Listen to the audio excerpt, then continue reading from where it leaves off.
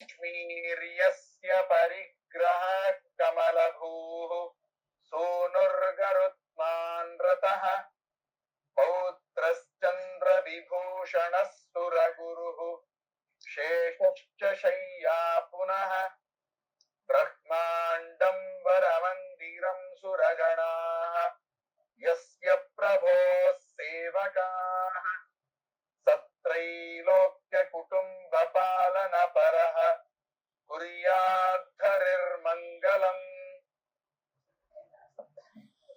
ಅಣ್ಣ ಕಮಲ ಭೂ ಆದ್ಮೇಲೆ ಒಂದ್ಸತಿ ಅದು ಮತ್ತೊಂದ್ಸತಿ ಪ್ರೊನೌನ್ಸ್ ಮಾಡ್ತೀರಾ? ಮತ್ತೊಮ್ಮೆ ಹೇಳ್ತೀನಿ ನೋಡ್ರಿ, ಎಲ್ಲ ಇಡೀ ಶ್ಲೋಕ ಮತ್ತೊಮ್ಮೆ ಹೇಳ್ತೀನಿ. ಲಕ್ಷ್ಮೀರ್ಯಸ್ಯ ಪರಿಗ್ರಹ ಕಮಲಭೂಃ ಸೂನುರ್ಗರುತ್ಮಾನ್ ರತಃ ಪೌತ್ರಶ್ಚಂದ್ರ ವಿಭೂಷಣಃ ಸುರಗುರುಃ ಶೇಷಶ್ಚ ಶಯ್ಯಾ ಪುನಃ ಬ್ರಹ್ಮಾಂಡಂ ವರಮಂದಿರಂ ಸುರಗಣಾಃ ಯಸ್ಯ ಪ್ರಭೋ ಸೇವಕಾಃ ಸತ್ರೈಲೋಕ್ಯ ಕುಟುಂಬ ಪಾಲನ ಪರಃ ಕುರ್ಯಾದ್ಧರಿರ್ಮಂಗಲಂ. ಗೊತ್ತಾಯ್ತಾ ಈಗ? ಎಲ್ರಿಗೆ ಸ್ಪಷ್ಟವಾಗಿ ಕೇಳಿಸ್ತಾ? ಕೇಳಿಸ್ತಾ. ಈಗ ನೀವು ಈ ಒಂದು ಸಲ ಎರಡು ಸಲ ನಾನು ಹೇಳ್ತೀನಿ, ಒಂದೆರಡು ದಿವಸ ಸ್ವಲ್ಪ ಕೇಳುಗರಿಗೆಲ್ಲ ಕಿರಿಕಿರಿ ಆಗ್ತದೆ. ಯಾಕಂದ್ರೆ ಒಬ್ರು ಒಂದು ಮುಂದ ಹಿಂದ ಹೇಳ್ತಾರೆ. ಆದ್ರೆ ಒಂದು ಅಥವಾ ಎರಡು ದಿವಸ ಅಭ್ಯಾಸ ಆಯ್ತು ಅಂತಂದ್ರೆ ಎಲ್ರು ಒಂದು ಲೈನ್ಗೆ ಬರ್ತಾರೆ. ಯಾಕೆಂದ್ರೆ ಈಗ ಮಾತ್ರ ಅಲ್ಲ, ಪಾಠ ಮುಗಿದ ಮೇಲೂ ಕೂಡ ನಾಳೆ ಹೆಂಗಿದ್ರು ಸಂಡೇ ಇದೆ, ಎಲ್ರು ಒಂದ್ಸಲ ಬೆಳಗ್ಗೆ ಎದ್ದು ಪುಸ್ತಕ ಹಿಡ್ಕೊಂಡು ಹೋದ್ರಿ ಒಂದ್ಸಲ ಒಂದು ಶ್ಲೋಕ ಆಗ್ಬೋದಾ? ಅದು ಬಾವು ಒಮ್ಮೆ ಅಂದ್ರೆ ಗ್ರೂಪ್ ಅಲ್ಲಿ ವಾಯ್ಸ್ ಇಟ್ಬಿಟ್ರೆ ಕೇಳ್ತಾ ಹೇಳಿಬಿಟ್ರೆ ಈಸಿ ಆಗುತ್ತೆ ಅನ್ನೋ ಒಂದು ಅಭಿಪ್ರಾಯ. ಈಗ ಹೆಂಗಿದ್ರು ಇವತ್ತು ಹೇಳಿದ್ದನ್ನು ಯೂಟ್ಯೂಬ್ಗೆ ಅವನು ಅಪ್ಲೋಡ್ ಮಾಡ್ತಾನೆ, ಆಯ್ತಾ? ಅದರಲ್ಲೇ ಕೇಳಬಹುದು, ಅಥವಾ ಗ್ರೂಪ್ ಅಲ್ಲಿ ಇಡಂದ್ರೆ ಇಡ್ತೀನಿ, ಅಂತ ದೊಡ್ಡ ವಿಷಯ ಅಲ್ಲ. ಅದು ಮಾತ್ರ ಆ ಶ್ಲೋಕ ಮಾತ್ರ ಇಡ್ತೀನಿ. ಓಕೆ, ಈಗ ಮತ್ತೊಮ್ಮೆ ಅದನ್ನು ಹೇಳಿ ಅದರ ಅರ್ಥವನ್ನು ದಿನಾಗ್ಲೂ ಹೇಳ್ಕೊಂಡ್ ಬರೋಣ. ಯಾಕಂದ್ರೆ ಇದರ ಈ ಮಂಗಲಾಷ್ಟಕದ ಮಹತ್ವ ಏನು ಅಂತ ಹೇಳಿಬಿಡ್ತೀನಿ ನಾನು ಇವತ್ತು. ಹೇಳಿ ಆ ಶ್ಲೋಕದ ಅರ್ಥವನ್ನು ಹೇಳ್ತೀನಿ. ಮಂಗಲಾಷ್ಟಕವನ್ನು ರಚನೆ ಮಾಡಿದವರು ರಾಜರಾಜೇಶ್ವರ ತೀರ್ಥರು ಅಂತ. ಪಲಿಮಾರು ಮಠದ ಯತಿ ಪರಂಪರೆಯಲ್ಲಿ ಆಚಾರ್ಯ ಮಧ್ವರಿಂದ 7ನೇ ಯತಿಗಳು ಈ ರಾಜರಾಜೇಶ್ವರ ತೀರ್ಥರು. ಇವರು ಪೀಠದಲ್ಲಿ ಹೆಚ್ಚು ಸಮಯ ಇರಲಿಲ್ಲ. ಇವರು ಹೆಂಗೆ ಅಂತಂದ್ರೆ, ಗುರುಗಳು ಇವರಿಗೆ ಆಶ್ರಮ ಕೊಟ್ಟು ಕೆಲವೇ ವರ್ಷಗಳಲ್ಲಿ, ಮ್ಯಾಕ್ಸಿಮಮ್ 10-11 ವರ್ಷ ಪೀಠದಲ್ಲಿ ಇದ್ದಿದ್ದು. ಶಿಷ್ಯರಾಗೇ ಇದ್ರು, ಗುರುಗಳು ಇರುವಾಗಲೇ ಇವರು ತೀರಿಕೊಳ್ತಾರೆ, ದೇಹ ತ್ಯಾಗ ಮಾಡ್ತಾರೆ. ಆಮೇಲೆ ಮತ್ತೊಬ್ಬರಿಗೂ ಆಶ್ರಮ ಕೊಡ್ತಾರೆ. ಇದು ಆ ಚಿಕ್ಕ ವಯಸ್ಸಲ್ಲೇ ಇವರ ಸಾಧನೆ ತುಂಬಾ ಇದೆ. ಈಗಿನವರೆಗೂ ಉಡುಪಿಯ ಈ ದಕ್ಷಿಣ ಕನ್ನಡ ಜಿಲ್ಲೆ ಸುತ್ತಮುತ್ತಲೂ ಆಗಿರುವ ಅನೇಕ ರಾಜರುಗಳನ್ನ ಅಥವಾ ಅಲ್ಲಿರುವ ಕೆಲ ಬೇರೆ ರೀತಿಯಾದ ವಿದ್ವಾಂಸರನ್ನೆಲ್ಲ ತಮ್ಮ ಪಾಂಡಿತ್ಯದ ಮೂಲಕ ಗೆದ್ದು ಆ ರಾಜರಿಗೆ ತೃಪ್ತಿಯಾಗಿ ಉಡುಪಿ ಹತ್ತಿರ ಕೆಲವು ಅನೇಕ ಊರುಗಳನ್ನೇ ಈ ರಾಜರಾಜೇಶ್ವರ ತೀರ್ಥರಿಗೆ ರಾಜರು ದಾನ ಮಾಡಿದ್ದು ಈಗಿನವರೆಗೂ ಇದೆ, ಉಲ್ಲೇಖ ಇದೆ. ಆ ರಾಜರು ದಾನ ಮಾಡಿದ್ದಾರೆ ಅಂತ ಹೇಳಿ ಶಿಲಾಶಾಸನಗಳು ಈಗಿನವರೆಗೂ ಇದೆ. ಕಾಂತಾವರ ಅಂತ ಒಂದು ಹಳ್ಳಿ, ಅಲ್ಲಿ ರುದ್ರದೇವರ ಒಂದು ದೇವಸ್ಥಾನ. ಆಚಾರ್ಯ ಮಧ್ವರು ಅಲ್ಲಿಗೆ ಸಂಚಾರತ್ವೇನ ಅಲ್ಲಿಗೆ ಹೋಗ್ತಾರೆ. ಆ ಕ್ಷೇತ್ರದ ಮಹತ್ವ ಏನು ಅಂದ್ರೆ, ಈಗಿನವರೆಗೂ ಕೂಡ ಬೆಳಗ್ಗೆ ಮಧ್ಯಾಹ್ನ ಸಾಯಂಕಾಲ ಸೂರ್ಯ ಉದಯಿಸುವಾಗ 3 ಹೊತ್ತಿನ ಸೂರ್ಯ ಕಿರಣಗಳು ಗರ್ಭಗುಡಿಯೊಳಗಿರುವ ರುದ್ರದೇವರ ಲಿಂಗದ ಮೇಲೆ ಬೀಳುತ್ತವೆ ಈಗಿನವರೆಗೂ. ಬೆಳಗ್ಗಿನ ಸೂರ್ಯ ಕಿರಣ ಬಿದ್ದಾಗ ಇದು ರುದ್ರದೇವರ ಲಿಂಗ ಒಂದು ಬಣ್ಣದಲ್ಲಿ ಬರ್ತದೆ, ಕಾಣಿಸ್ತದೆ. ಮಧ್ಯಾಹ್ನ ಸೂರ್ಯಕಿರಣ ಬಿದ್ದಾಗ ಆ ಲಿಂಗ ಇನ್ನೊಂದು ಕಲರ್ ಅಲ್ಲಿ ಕಾಣಿಸ್ತದೆ, ಸಾಯಂಕಾಲ ಸೂರ್ಯಕಿರಣ ಬಿದ್ದಾಗ ಇನ್ನೊಂದು ಕಲರ್ ಅಲ್ಲಿ ಈಗಿನವರೆಗೂ ಕಾಣಿಸ್ತದೆ. ಕಾಂತಾವರ ಅಂತ ಕ್ಷೇತ್ರ. ಆ ದೇವಸ್ಥಾನದ ಕೆಳಗೆ ಪರಿಮಾರ ಮಠ ಇದೆ, ಸರೋವರ ಇದೆ. ಅಲ್ಲಿ ನರಸಿಂಹದೇವರನ್ನು ಮಧ್ವಾಚಾರ್ಯರು ಅಲ್ಲಿ ಪ್ರತಿಮೆಯನ್ನು ಇಟ್ಟಿದ್ದಾರೆ, ಈಗಿನವರೆಗೂ ಪೂಜೆ ಆಗ್ತದೆ. ಅಲ್ಲಿ ಈ ಆಚಾರ್ಯ ಮಧ್ವರನ್ನು ಸೋಲಿಸ್ಲಿಕ್ಕೆ ಅಂತ ಕೆಲವರು ಜಟ್ಟಿಗಳು ಬರ್ತಾರೆ. ಅವರನ್ನೆಲ್ಲ ಕೂಡ ಆಚಾರ್ಯ ಮಧ್ವರು ಸೋಲಿಸ್ತಾರೆ ತಮ್ಮ ಬಲದಿಂದ. ಆಚಾರ್ಯ ಒಂದೇ ಹೇಳ್ತಾರೆ, ನನ್ನ ಕಂಠವನ್ನು, ನಾನು ಸುಮ್ಮನೆ ಕೂತಿರ್ತೀನಿ, ನನ್ನ ಕಂಠವನ್ನ ಎಷ್ಟು ಜಗಜ್ಜಟ್ಟಿಗಳು ಬಲಿಷ್ಠರಿದ್ದೀರಿ ಎಲ್ಲರೂ ಸೇರಿ ಹಿಚುಕಿರಿ ಕುತ್ತಿಗೆಯನ್ನ, ನನ್ನ ಕಂಠ ಒಳಗೆ ಹೋದ್ರೆ ನಾನು ಸೋತಂಗೆ ಅಂತ ಹೇಳ್ತಾರೆ. ಎಲ್ಲಾ ಜಗಜ್ಜಟ್ಟಿಗಳು ಎಲ್ಲ ಬಲಿಷ್ಠರೆಲ್ಲ ಸೇರ್ಕೊಂಡು ಬಂದು ಎಲ್ಲರೂ ಕೂಡ ಆ ಆಚಾರ್ಯ ಮಧ್ವರ ಕಂಠವನ್ನು ಎಷ್ಟು ಹಿಚುಕಿದ್ರು ಕೂಡ ಏನೇನೇನೇನೇನ್ ಮಾಡ್ಲಿಕ್ಕೆ ಆಗಲ್ಲ. ಇಷ್ಟು ಕಠಿಣರ ಮಧ್ವರು ಅಂತ ಅನ್ಕೊಂತಾರೆ, ಗೆಲ್ತಾರೆ. ಆದ್ರೆ ಅದೇ ಮಧ್ವರು ಅದೇ ಸಮಯಕ್ಕೆ ಒಬ್ಬ ಪುಟ್ಟ ಹುಡುಗ, 8 ವರ್ಷದ ಹುಡುಗನನ್ನು, ಮಾಣಿಯನ್ನು ಕರೆಸಿ, ತಾವು ತುಂಬಾ ಬಲಿಷ್ಠರು ಅಂತ ಈಗಿನವರೆಗೆ ಗೊತ್ತಾಗಿದೆ ಜನಗಳಿಗೆ. ಈಗ ಕಠಿಣರು, ಆದ್ರೆ ಈಗ ಅದನ್ನು ತೋರಿಸಿಕೊಡ್ತಾರೆ. ಏನು ಅಂತಂದ್ರೆ, ಆ ಹುಡುಗನ 8 ವರ್ಷದ ಹುಡುಗನ ಕರೆದು ಅವನ ಹೆಗಲ ಮೇಲೆ ಮಧ್ವಾಚಾರ್ಯ ಏರಿ ಕೊಡ್ತಾರೆ. ಮಧ್ವಾಚಾರ್ಯ ಏರಿ ಕೂತ ಆ 8 ವರ್ಷದ ಹುಡುಗ ಮಧ್ವಾಚಾರ್ಯನ ಹೊತ್ಕೊಂಡು ಆ ಇಡೀ ದೇವಸ್ಥಾನಕ್ಕೆ 3 ಪ್ರದಕ್ಷಿಣೆ ಮಾಡುತ್ತಾನೆ. ಅಂದ್ರೆ ಆಚಾರ್ಯ ಮಧ್ವರು ಎಷ್ಟು ಗಟ್ಟಿಗರೋ ಅಷ್ಟೇ ಹಗುರ ಕೂಡ ಇರ್ತಾರೆ ಅಂತ. ಅಷ್ಟಸಿದ್ಧಿಗಳಲ್ಲಿ ಇದು ಅಣಿಮಾ ಮಹಿಮಾ ಸೇವ ಗರಿಮಾ ಲಗಿಮಾ ತತ. ಗರಿಮಾ ಅಂತಂದ್ರೆ ತುಂಬಾ ಭಾರ ಅಂತೇಳಿ ಆ ಜಗಜ್ಜಟ್ಟಿಗಳ ಮೂಲಕ ತೋರಿಸ್ಕೊಟ್ರು. ಲಘಿಮಾ ಅಂತಂದ್ರೆ ವೆಯ್ಟ್ಲೆಸ್, ಅದನ್ನು ಈ ಹುಡುಗ 8 ವರ್ಷದ ಹುಡುಗ ಹೊತ್ಕೊಂಡು ಹೋದಾಗ ಅದರನ್ನು ತೋರಿಸಿಕೊಡ್ತಾರೆ. ಅಂತ ಅದ್ಭುತವಾದ ಕ್ಷೇತ್ರ ಕಾಂತಾವರ. ಆ ಇಡೀ ಕಾಂತಾವರ ಕ್ಷೇತ್ರ ಎಲ್ಲವೂ ಕೂಡ ಪರಿಮಾರ್ ಮಠಕ್ಕೆ ಬಳುವಳಿಯಾಗಿ ಬಂದದ್ದು ಈ ರಾಜರಾಜೇಶ್ವರ ಕಾಲದಲ್ಲಿ. ರಾಜರು ಇವರ ಪಾಂಡಿತ್ಯಕ್ಕೆ ಮೆಚ್ಚಿ ಅಷ್ಟನ್ನು ದಾನ ಮಾಡ್ತಾರೆ. ಈಗಿನವರೆಗೂ ಶಿಲಾಲೇಖನ ಇದೆ. ಅವರ ಅದು ಅದ್ಭುತವಾದ ಈ ಗ್ರಂಥ ಏನು ಅಂತಂದ್ರೆ 8 ಶ್ಲೋಕ, 8+1.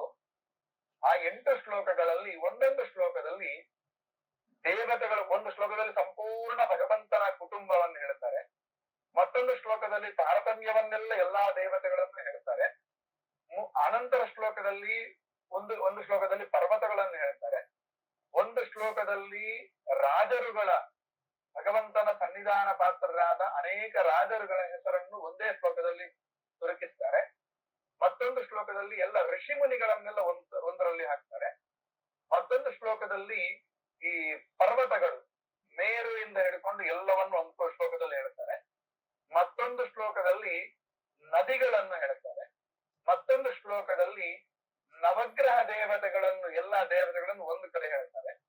ಹೀಗೆ ಈ ಎಷ್ಟು ಎಲ್ಲ ಇಡೀ ಬ್ರಹ್ಮಾಂಡವೇ ಒಂದು ಕಡೆ ಬರುವ ರೀತಿಯಲ್ಲಿ ಹೇಳಿರ್ತಕ್ಕಂತ ಅದ್ಭುತವಾದ ಒಂದು, ಇಷ್ಟು ಮಾತ್ರ ಅಲ್ಲ, ಒಂದು ಶ್ಲೋಕದಲ್ಲಿ ಎಷ್ಟೆಲ್ಲ ವೇದಗಳಿಂದ ಆರಂಭ ಮಾಡಿಕೊಂಡು ಎಷ್ಟು ನಮ್ಮ ಧಾರ್ಮಿಕ ಗ್ರಂಥಗಳು ಇದ್ದಾವೆ ಎಲ್ಲವನ್ನು ಒಂದು ಶ್ಲೋಕದಲ್ಲಿ ಹೇಳಿಬಿಡ್ತಾರೆ.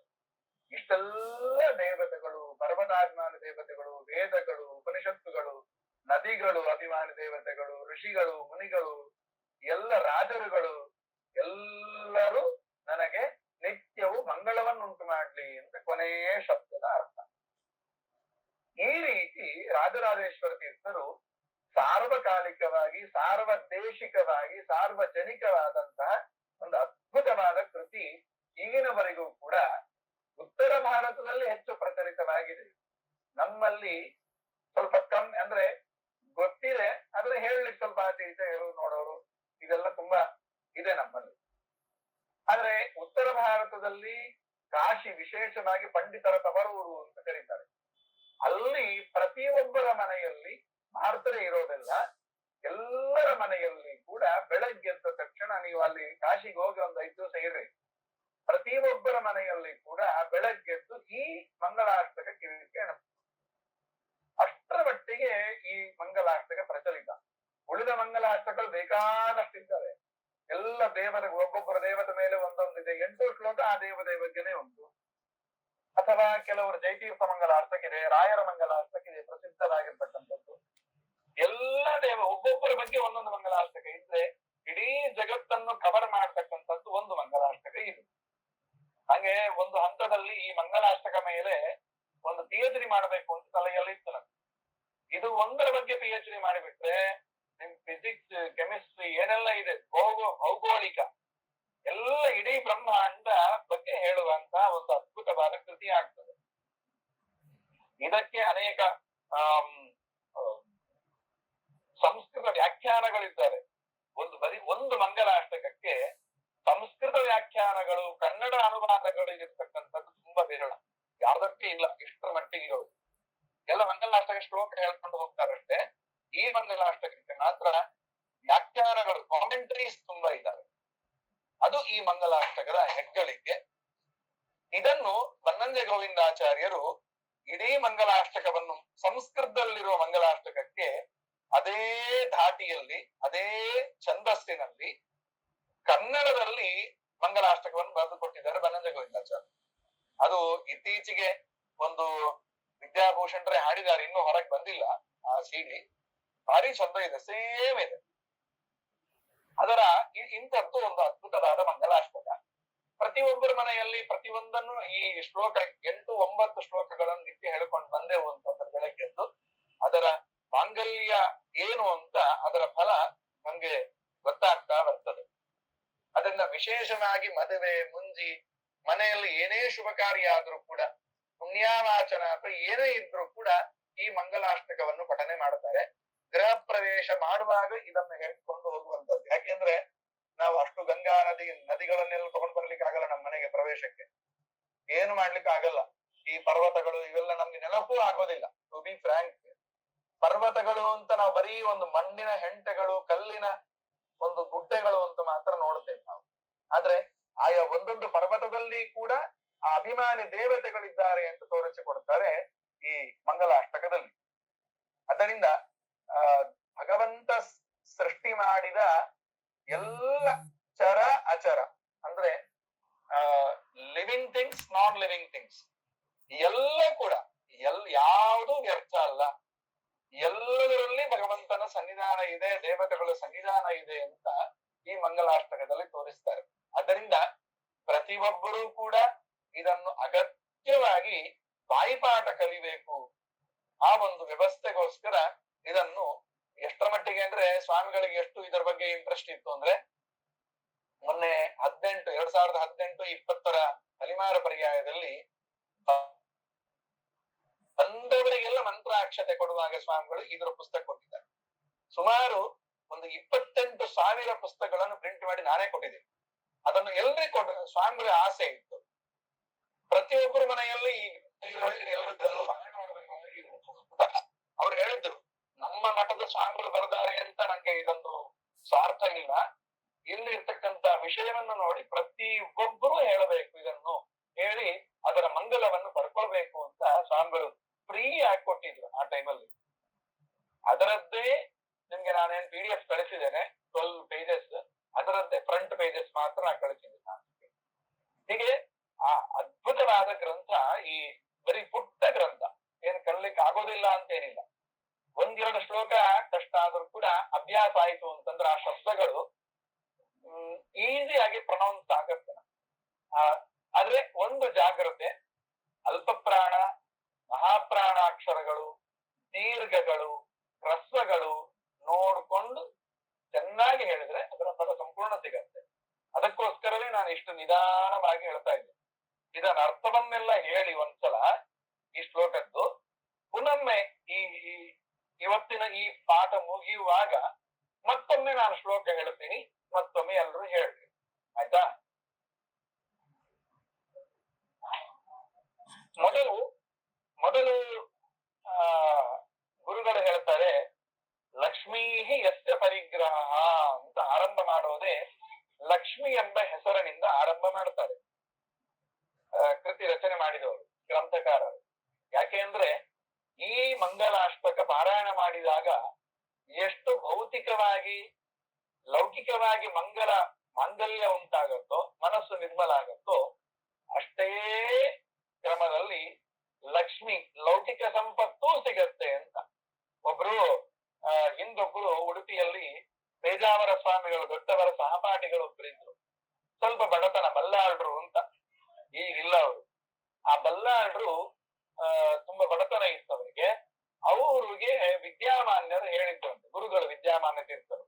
ಅವರು ಈ ಪೇಜಾವರ ಸ್ವಾಮಿಗಳ ಜೊತೆಗೆ ಅವರಿಗೂ ಹೇಳಿದ್ರಂತೆ, ಏನು ಅಂತ, ಈ ದಿನಾಗೂ ಈ ಚಿಂತನೆಯಿಂದ ಲಕ್ಷ್ಮೀರ್ಯಸ್ಯ ಪರಿಗ್ರಹ ಅಂತ ಶ್ಲೋಕವನ್ನು ನಿತ್ಯ ಪಾಲನೆ ಮಾಡಿ ಜಪ ಮಾಡ್ರಿ, ಒಳ್ಳೆ ಅನುಗ್ರಹ ಆಗತ್ತೆ ಅಂತ. ಅವರು ಬಲ್ಲಾಳರು ಅಷ್ಟು ಬಡತನದಲ್ಲಿ ಇದ್ರು ಕೂಡ ನಿತ್ಯ ಇದನ್ನ ಹೇಳಿಕೊಂಡು ಬಂದದ್ದರಿಂದ ಅವರಿಗೆ ಮದುವೆ ಆಗಿ ಮಕ್ಕಳಾಗುವಷ್ಟರಲ್ಲಿ ಈಗ ಬಲ್ಲಾಳರು ಇಲ್ಲ, ಅವರ ಮಕ್ಕಳು ಮೊಮ್ಮಕ್ಕಳೆಲ್ಲ ಇದ್ದಾರೆ. ಈ ಉಡುಪಿಯಂತಹ ಪ್ರದೇಶದಲ್ಲಿ 4 ಮನೆಗಳ ಕಟ್ಟಿದ್ರು.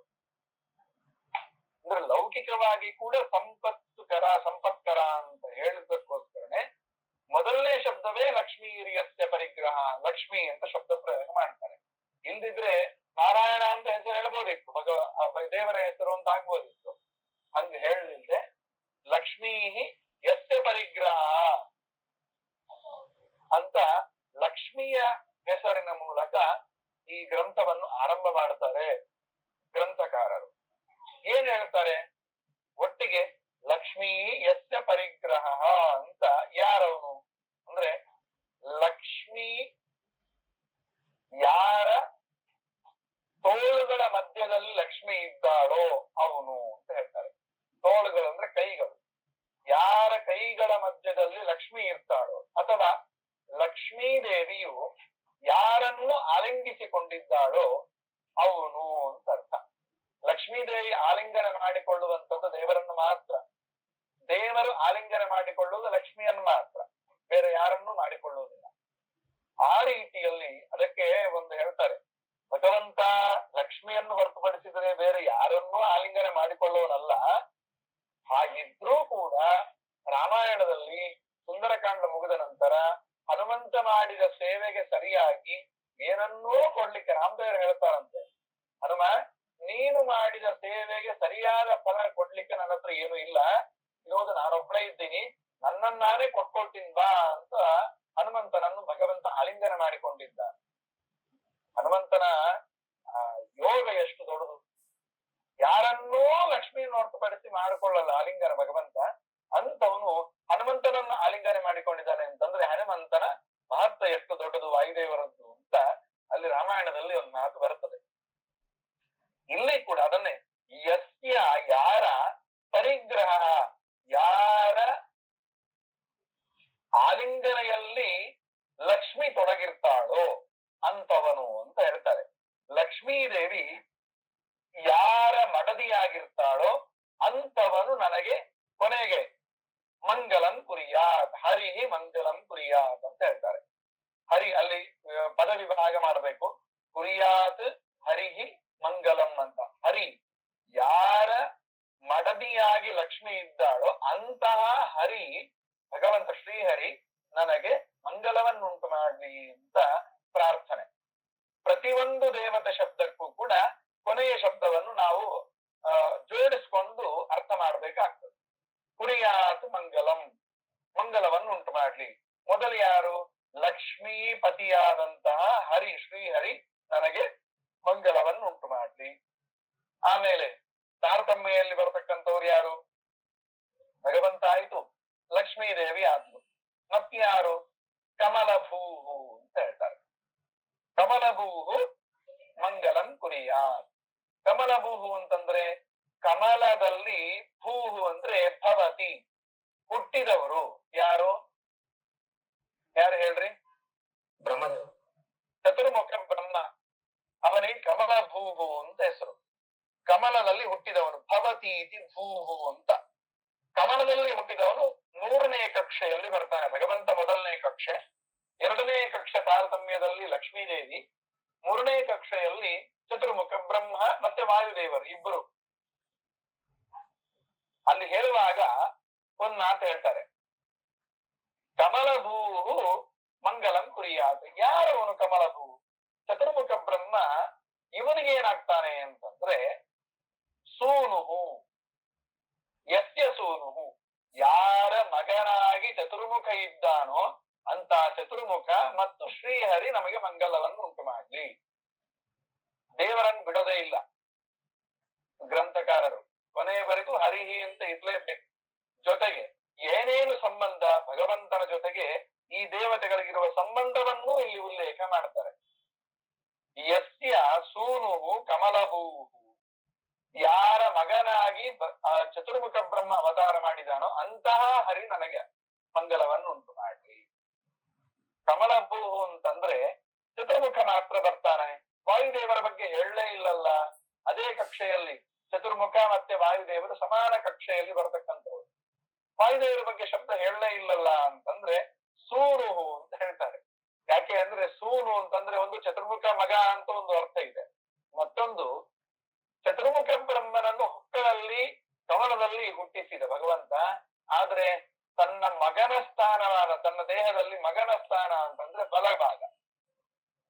ಒಂದು ನಿಯಮ ಇದೆ, ಒಬ್ಬ ಗಂಡಸಿನ ದೇಹದಲ್ಲಿ ಯಾವ ಯಾವ ಭಾಗ ಯಾರ್ಯಾರಿಗೆ ಯಾವ ಸಂಬಂಧಿಕರಿಗೆ ಮೀಸಲು ಸಂಬಂಧಪಟ್ಟದ್ದು ಅಂತಂದ್ರೆ ಅದಕ್ಕೆ ಹೇಳ್ತಾರೆ ಆಚಾರ್ಯ ಮಧ್ವರೇ ತಾತ್ಪರ್ಯದಲ್ಲಿ ಒಂದು ಮಾತು ಹೇಳ್ತಾರೆ. ಗಂಡಸಿನ ಬಲಭಾಗ ಮಗ, ಅಳಿಯ, ಮಗಳು, ಸೊಸೆ, ಇವರಿಗೆ ಬಲಭಾಗ ಸೀಮಿತ ಅಂತ ಹೇಳ್ತಾರೆ. ಬಲತೊಡೆಯಲ್ಲಿ ಮಕ್ಕಳನ್ನು ಕೂಡಿಸ್ಕೊಳ್ಬೇಕು ಅಂತ ಹೇಳ್ತಾರೆ. ಸೊಸೆಯನ್ನು ಕೂಡಿಸುವ ಪ್ರಸಂಗ ಬಂತು ಅಂತಂದ್ರೆ ಎಡತೊಡೆಯಲ್ಲಿ ಯಾವ ಹೆಂಗಸರನ್ನೂ ಕೂಡಿಸ್ಕೊಳ್ಬಾರ್ದು, ಹರಿಗೀಸಿ ಕೂಡಿಸ್ಕೊಳ್ಬಾರ್ದು. ಯಾಕೆ ಅಂತಂದ್ರೆ ಕಾರ್ಯಾಭಾಗ ವಾಮೇತಿ ಪ್ರಸಿದ್ಧ ಅಂತ ಮಧ್ವರು ಹೇಳ್ತಾರೆ. ಧರ್ಮ ಗ್ರಂಥದ ನಿಯಮ ಇದು. ಗಂಡಸಿನ ಎಡಭಾಗ ಎಡತೊಡೆಯೆಲ್ಲ ಕೇವಲ ಅಂದ್ರೆ ಕೇವಲ ಹೆಂಡತಿಗೆ ಮಾತ್ರ ಸೀಮಿತ ಅಂತ ಹೇಳ್ತಾರೆ, ಬೇರೆ ಯಾರಿಗೂ ಅದು ಇಲ್ಲ ಆ ಭಾಗ. ಬಲಭಾಗ ಮಗ ಕೂಡಬಹುದು, ಅಳಿಯ ಕೂಡಬಹುದು, ಕೂಡುವ ಪ್ರಸಂಗ ಬಂದಿದೆ. ಮಗ ಆದ್ರೆ ಕೂಡಿಸ್ಕೊಳ್ತಾರೆ, ಅಳಿಯನ್ನೆಲ್ಲಿ ಕೂಡಿಸ್ಕೊಳ್ತಾರೆ, ಮಗಳನ್ನು ಕೂಡಿಸ್ಕೊಳ್ತಾರೆ. ಕೆಲವೊಮ್ಮೆ ಸೊಸೆಯನ್ನು ಕೂಡಿಸ್ಕೊಳ್ಳುವ ಪ್ರಸಂಗನೂ ಬರಬಹುದು. ಈ ಹೆಣ್ಣೊಪ್ಸೋ ಟೈಮಲ್ಲಿ ಗಂಡನ ತೊಡೆಯ ಮೇಲೆ ಹೆಂಡತಿಯನ್ನು ಎಡತೊಡೆಯಲ್ಲೇ ಕೂಡಿಸ್ಬೇಕು, ಕೂಡಿಸ್ತಾರೆ ಕೆಲವರು ತಿಳಿದವರು. ಜೊತೆಗೆ ಅತ್ತೆ ಮಾವಂದ್ರನ್ನು ಹೆಣ್ಣನ್ನು ಒಪ್ಪಿಸುವಾಗ ಗಂಡಸಿನ ಬಗ್ಗೆ ಅದು ಕೆಲವರದ್ದೊಂದು ಸಂಪ್ರದಾಯ ಇದೆ. ಈ ತಮಿಳ್ನಾಡಲ್ಲಿ ದೇಶಸ್ಥ ಬ್ರಾಹ್ಮಣರು ಅಂತ ಅವರಲ್ಲಿ ಒಂದು ಸಂಪ್ರದಾಯ ಇದೆ, ಮಾವನ ತೊಡೆಯಲ್ಲಿ ಜವಾಬ್ದಾರಿ ಕೂಡಿಸಿ ಜವಾಬ್ದಾರಿಯನ್ನು ಒಪ್ಪಿಸುವಂಥದ್ದು. ನಮ್ಮಲ್ಲಿ ಸ್ವಲ್ಪ ಆಚೆ ಈಚೆ ನಾಚಿಕೆ ಪಡ್ತಾರೆ, ಕೂಡಿಸೋದಿಲ್ಲ, ಅದು ಬೇರೆ ವಿಚಾರ. ಆದ್ರೆ ಗಂಡಸಿನ ದೇಹದ ಬಲಭಾಗ ಬಲತೊಡೆ ಅನ್ನೋದು ಮಗನಿಗೆ ಮಾತ್ರ, ಮಕ್ಕಳಿಗೆ ಮಾತ್ರ ಸೀಮಿತ. ಅದಕ್ಕೋಸ್ಕರ ಸೂನು ಭಗವಂತನ ಬಲತೊಡೆಯಲ್ಲಿ ಯಾರನ್ನು ಕೂಡಿಸ್ಕೊಂಡಿದ್ದಾನೆ, ಚತುರ್ಮುಖನನ್ನು ಕೂಡಿಸ್ಕೊಳ್ಳಿಲ್ಲ, ವಾಯುದೇವರನ್ನು ಕೂಡಿಸ್ಕೊಳ್ತಾರೆ. ಇದು ವಾದಿರಾಜ ಶ್ರೀಪಾದರು ಕೂಡ ರುಕ್ಮಿಣೇಶ್ವರದ ಮಂಗಳಾಚರಣೆ ಮಾಡುವಾಗ ಒಂದು ಶ್ಲೋಕದಲ್ಲಿ ಇದನ್ನು ಹೇಳ್ತಾರೆ. ಮೊನ್ನೆ ನಾರಾಯಣಪೇಟಲ್ಲಿ ಈ ಶ್ಲೋಕದ ಅರ್ಥವನ್ನೇ ಒಂದು ಪಿಕ್ಚರ್ ಮಾಡಿ ಅಲ್ಲಿ ಒಂದು ಸ್ಟೇಜ್ ಮೇಲೆ, ಹಿಂದಿನ ಸ್ಟೇಜ್ ಮೇಲೆ ಹಾಕಿದ್ರು ಕೂಡ, ಒಂದು ಕಡೆ ಹಾಕಿದ್ರು. ಭಗವಂತನ ಬಲತೊಡೆಯಲ್ಲಿ ವಾದಿರಾಜರು ಕೂತಂಗೆ ಹಾಕಿದ್ರು, ಎಲ್ಲ ಗೊತ್ತಿಲ್ಲ, ರಾಜು ಗೊತ್ತು. ಒಟ್ಟಾರೆ ಇದೊಂದು ವ್ಯವಸ್ಥೆ ಇದೆ. ಸೂನು ಅಂತಂದ್ರೆ ಮಗನಾಗಿ ಬಲತೊಡೆಯಲ್ಲಿ ಕೂತವನು ಯಾರು, ವಾಯುದೇವರು ಅಂತ. ಅಂತವನು ಮಂಗಲವನ್ನು ಉಂಟು ಮಾಡ್ಲಿ ಅಂತ ಚತುರ್ಮುಖ ಮತ್ತು ವಾಯುದೇವರ ಬಗ್ಗೆ ಹೇಳ್ತಾರೆ. ನಂತರ ಯಸ್ಯ ರಥ ಗರುತ್ಮಾನ್, ಯಾವ ಭಗವಂತನ ರಥ ಯಾರು, ಅವನ್ ತಿರುಗಾಡ್ಲಿಕ್ಕೆ ಗಾಡಿ ಯಾರು ಅಂತಂದ್ರೆ ಗರುತ್ಮಾನ್, ಗರುಡ ಅಂತ. ಅದಕ್ಕೋಸ್ಕರ ಅಂತಹ ಗರುಡ, ಭಗವಂತನ ವಾಹನವಾಗಿರ್ತಕ್ಕಂತ ಗರುಡ ನಮಗೆ ಮಂಗಲವನ್ನು ಉಂಟು ಮಾಡ್ಲಿ ಅಂತ ಒಂದು ಪ್ರಾರ್ಥನೆ.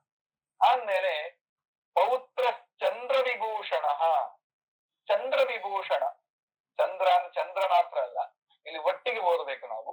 ಚಂದ್ರ ವಿಭೂಷಣ ಅಂದ್ರೆ ಚಂದ್ರನನ್ನೇ ಆಭರಣವನ್ನಾಗಿಟ್ಟುಕೊಂಡವನು ಯಾರು, ರುದ್ರದೇವರು. ಚಂದ್ರ ವಿಭೂಷಣ ಪೌತ್ರ, ಭಗವಂತನ ಮೊಮ್ಮಗ, ಪೌತ್ರ ಅಂತ. ಇದು ನೇರ ಭಗವಂತನಿಂದ ಮಗ ವಾಯುದೇವರು, ವಾಯುದೇವರ ಮಗನಾಗಿ ಬಂದವರೇ ರುದ್ರದೇವರು ಅಂತ ಹೇಳ್ತಾರೆ. ಈ ಸೃಷ್ಟಿಯ ಕ್ರಮದಲ್ಲಿ ಹೇಳುವಾಗ ಈ ಒಂದು ಚಿಂತನೆಯನ್ನು ಹೇಳ್ತಾರೆ ಭಾಗವತದಲ್ಲಿ. ಆದ್ದರಿಂದ ಚಂದ್ರ ವಿಭೂಷಣನಾದಂತಹ ರುದ್ರದೇವರು, ಪೌತ್ರನಾದಂತಹ ಮೊಮ್ಮಗನಾಗಿರ್ತಕ್ಕಂತಹ ರುದ್ರದೇವರು ನಮಗೆ ಮಂಗಲವನ್ನು ಉಂಟು ಮಾಡ್ಲಿ ಅಂತ ಹೇಳ್ತಾರೆ. ಇವರಿಗೆ ಇನ್ನೊಂದು ವಿಶೇಷಣ ಇದೆ ರುದ್ರದೇವರಿಗೆ. ರುದ್ರದೇವರಲ್ಲ, ನಂತರ ಬರತಕ್ಕಂಥವರು ಶೇಷದೇವರು. ಶೇಷದೇವರು ಯಾರು ಅಂದ್ರೆ ಸುರಗುರು ಅಂತ ಹೇಳ್ತಾರೆ. ಸುರಗುರು ಅಂತಂದ್ರೆ ಎಲ್ಲ ಸುರರು ದೇವತೆಗಳಿಗೆ ಗುರುವಿನ ಸ್ಥಾನದಲ್ಲಿ ಇರ್ತಕ್ಕಂಥವರು ಶೇಷದೇವರು ಅಂತ ಒಂದು ಪ್ರಸಂಗ ಬರ್ತದೆ. ಅಲ್ಲ, ಎಲ್ಲಾ ದೇವತೆಗಳ ಗುರು ವಾಯುದೇವರಾಗ್ಬೇಕಲ್ಲ, ಶೇಷದೇವರು ಯಾಕೆ ಅಂತಂದ್ರೆ ಈ ಕಲಿ ಪ್ರದೇಶವುಳ್ಳಂತಹ ದೇವತೆಗಳಿಗೆ ಗುರುಗಳು ಶೇಷದೇವರು. ಅದಕ್ಕೆ ಇಂದ್ರಾದಿ ದೇವತೆಗಳು ಅಂತ ಅರ್ಥ ಮಾಡ್ಬೇಕಿಲ್ಲ. ಇಂದ್ರನೇ ಅರ್ಜುನನಾಗಿ ಬಂದಾಗ ಆ ಅರ್ಜುನ ತನಗೆ ಯುದ್ಧ ರಣರಂಗದಲ್ಲಿ ಪಾಶುಪತಾಸ್ತ್ರ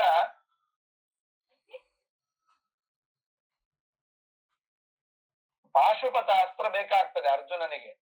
ಆ ಸಮಯದಲ್ಲಿ ಕೃಷ್ಣ ಎದುರಿಗಿರ್ತಾನೆ. ಕೃಷ್ಣನೇ ಕೊಡಬಹುದಿತ್ತಲ್ಲ ಪಾಶುಪತಾಸ್ತ್ರವನ್ನ ಅರ್ಜುನನಿಗೆ, ಸರ್ವಜ್ಞ ಅಲ್ಲ ಅವನು, ದೇವರಲ್ಲ ಅಂತಂದ್ರೆ ಕೃಷ್ಣ ಕೊಡೋದಿಲ್ಲ, ಉಪದೇಶ ಮಾಡಲ್ಲ ಪಾಶುಪತಾಸ್ತ್ರದ ಉಪದೇಶವನ್ನು. ಮತ್ತೆ ಯಾರನ್ನ ಹೆಂಗ್ ಮಾಡಿಸ್ತಾನೆ? ತಾನು ಅವತ್ತು ರಾತ್ರಿ ಸಶರೀರವಾಗಿ ಅರ್ಜುನನನ್ನು ಕೃಷ್ಣ ಕರ್ಕೊಂಡು ಕೈಲಾಸಕ್ಕೆ ಕರ್ಕೊಂಡು ಹೋಗ್ತಾನೆ. ಕೈಲಾಸಕ್ಕೆ ಕರ್ಕೊಂಡು ಹೋಗಿ ರುದ್ರದೇವರ ಮೂಲಕ ಉಪದೇಶ ಮಾಡಿಸ್ತಾನೆ ಇಂದ್ರನಿಗೆ. ಯಾಕೆ ಅಂದ್ರೆ ಅಲ್ಲೇ ಆ ಸಂದರ್ಭದಲ್ಲಿ ಆಚಾರ್ಯ ಮಧ್ವರು ಒಂದು ಮಾತು ಹೇಳ್ತಾರೆ, ಅಪ್ಯಚ್ಯುತೋ ಗುರುದ್ವಾರ ಪ್ರಸಾದಕೃತ. ನಮ್ಮ ನಿಯತ ಗುರುಗಳು ಯಾರಿದ್ದಾರೆ? ಯದ್ಯಪಿ ದೇವರಿದ್ದಾನೆ, ಸರ್ವಜ್ಞ ಅವನು, ಹಾಗಿದ್ರೂ ಕೂಡ ತಾನು ಎಲ್ಲ ಗೊತ್ತಿದ್ದವನು ಇದ್ರೂ ಕೂಡ ತಾನು ಉಪದೇಶ ಮಾಡಿದ್ರೆ ಕೇಳುವ ಯೋಗ್ಯತೆ ಅಧಿಕಾರ ಈ ಅರ್ಜುನನಿಗೆ ಇಂದ್ರದೇವರಿಗಿಲ್ಲ. ಅದಕ್ಕೋಸ್ಕರ ಏನ್ ಮಾಡ್ತಾನೆ ಭಗವಂತ ಕೃಷ್ಣ? ಅವನನ್ನು ಕರ್ಕೊಂಡು ಆ ಇಂದ್ರದೇವರ ನಿಯತ ಗುರುಗಳು ಯಾರು? ರುದ್ರದೇವರು. ಆ ರುದ್ರದೇವರ ಬಳಿ ಕರ್ಕೊಂಡು ಹೋಗಿ ಆ ರುದ್ರದೇವರ ಮೂಲಕ ಉಪದೇಶ ಮಾಡಿಸಿ ಮತ್ತೆ ವಾಪಸ್ ಆ ರಣರಂಗಕ್ಕೆ ಯುದ್ಧ ಭೂಮಿ ಕರ್ಕೊಂಡು ಬರ್ತಾರೆ ಅಂತ ಹೇಳ್ತಾರೆ. ಆದ್ದರಿಂದ ಶೇಷ ರುದ್ರ, ಗರುಡ ಶೇಷ ರುದ್ರ ತಾರತಮ್ಯದಲ್ಲಿ ಮೇಲಿಂದ ಕೆಳಗೆ ಬರ್ತಿದ್ದಾರೆ. ಮೊದಲು ಭಗವಂತ, ಆಮೇಲೆ ಲಕ್ಷ್ಮಿ, ಆಮೇಲೆ ಚತುರ್ಮುಖ ವಾಯುದೇವರು, ಆಮೇಲೆ ಅವರ ಪತ್ನಿಯರು ಅಂತ ಇಟ್ಕೊಳ್ಳಿ. ಕೊನೆಗೆ ಹೇಳ್ತಾರೆ ಸಸ್ತ್ರೀಕಾ ಅಂತ ಒಂದು ಮಾತು ಹೇಳ್ತಾರೆ, ಆ ಹೆಂಡತಿಯರು ಇಟ್ಕೊಳ್ಳಿ. ಆ ನಂತರ ಸ್ಥಾನದಲ್ಲಿ ಬರ್ತಕ್ಕಂಥವ್ರು ಯಾರು ಅಂದ್ರೆ ಗರುಡ ಶೇಷ ರುದ್ರ.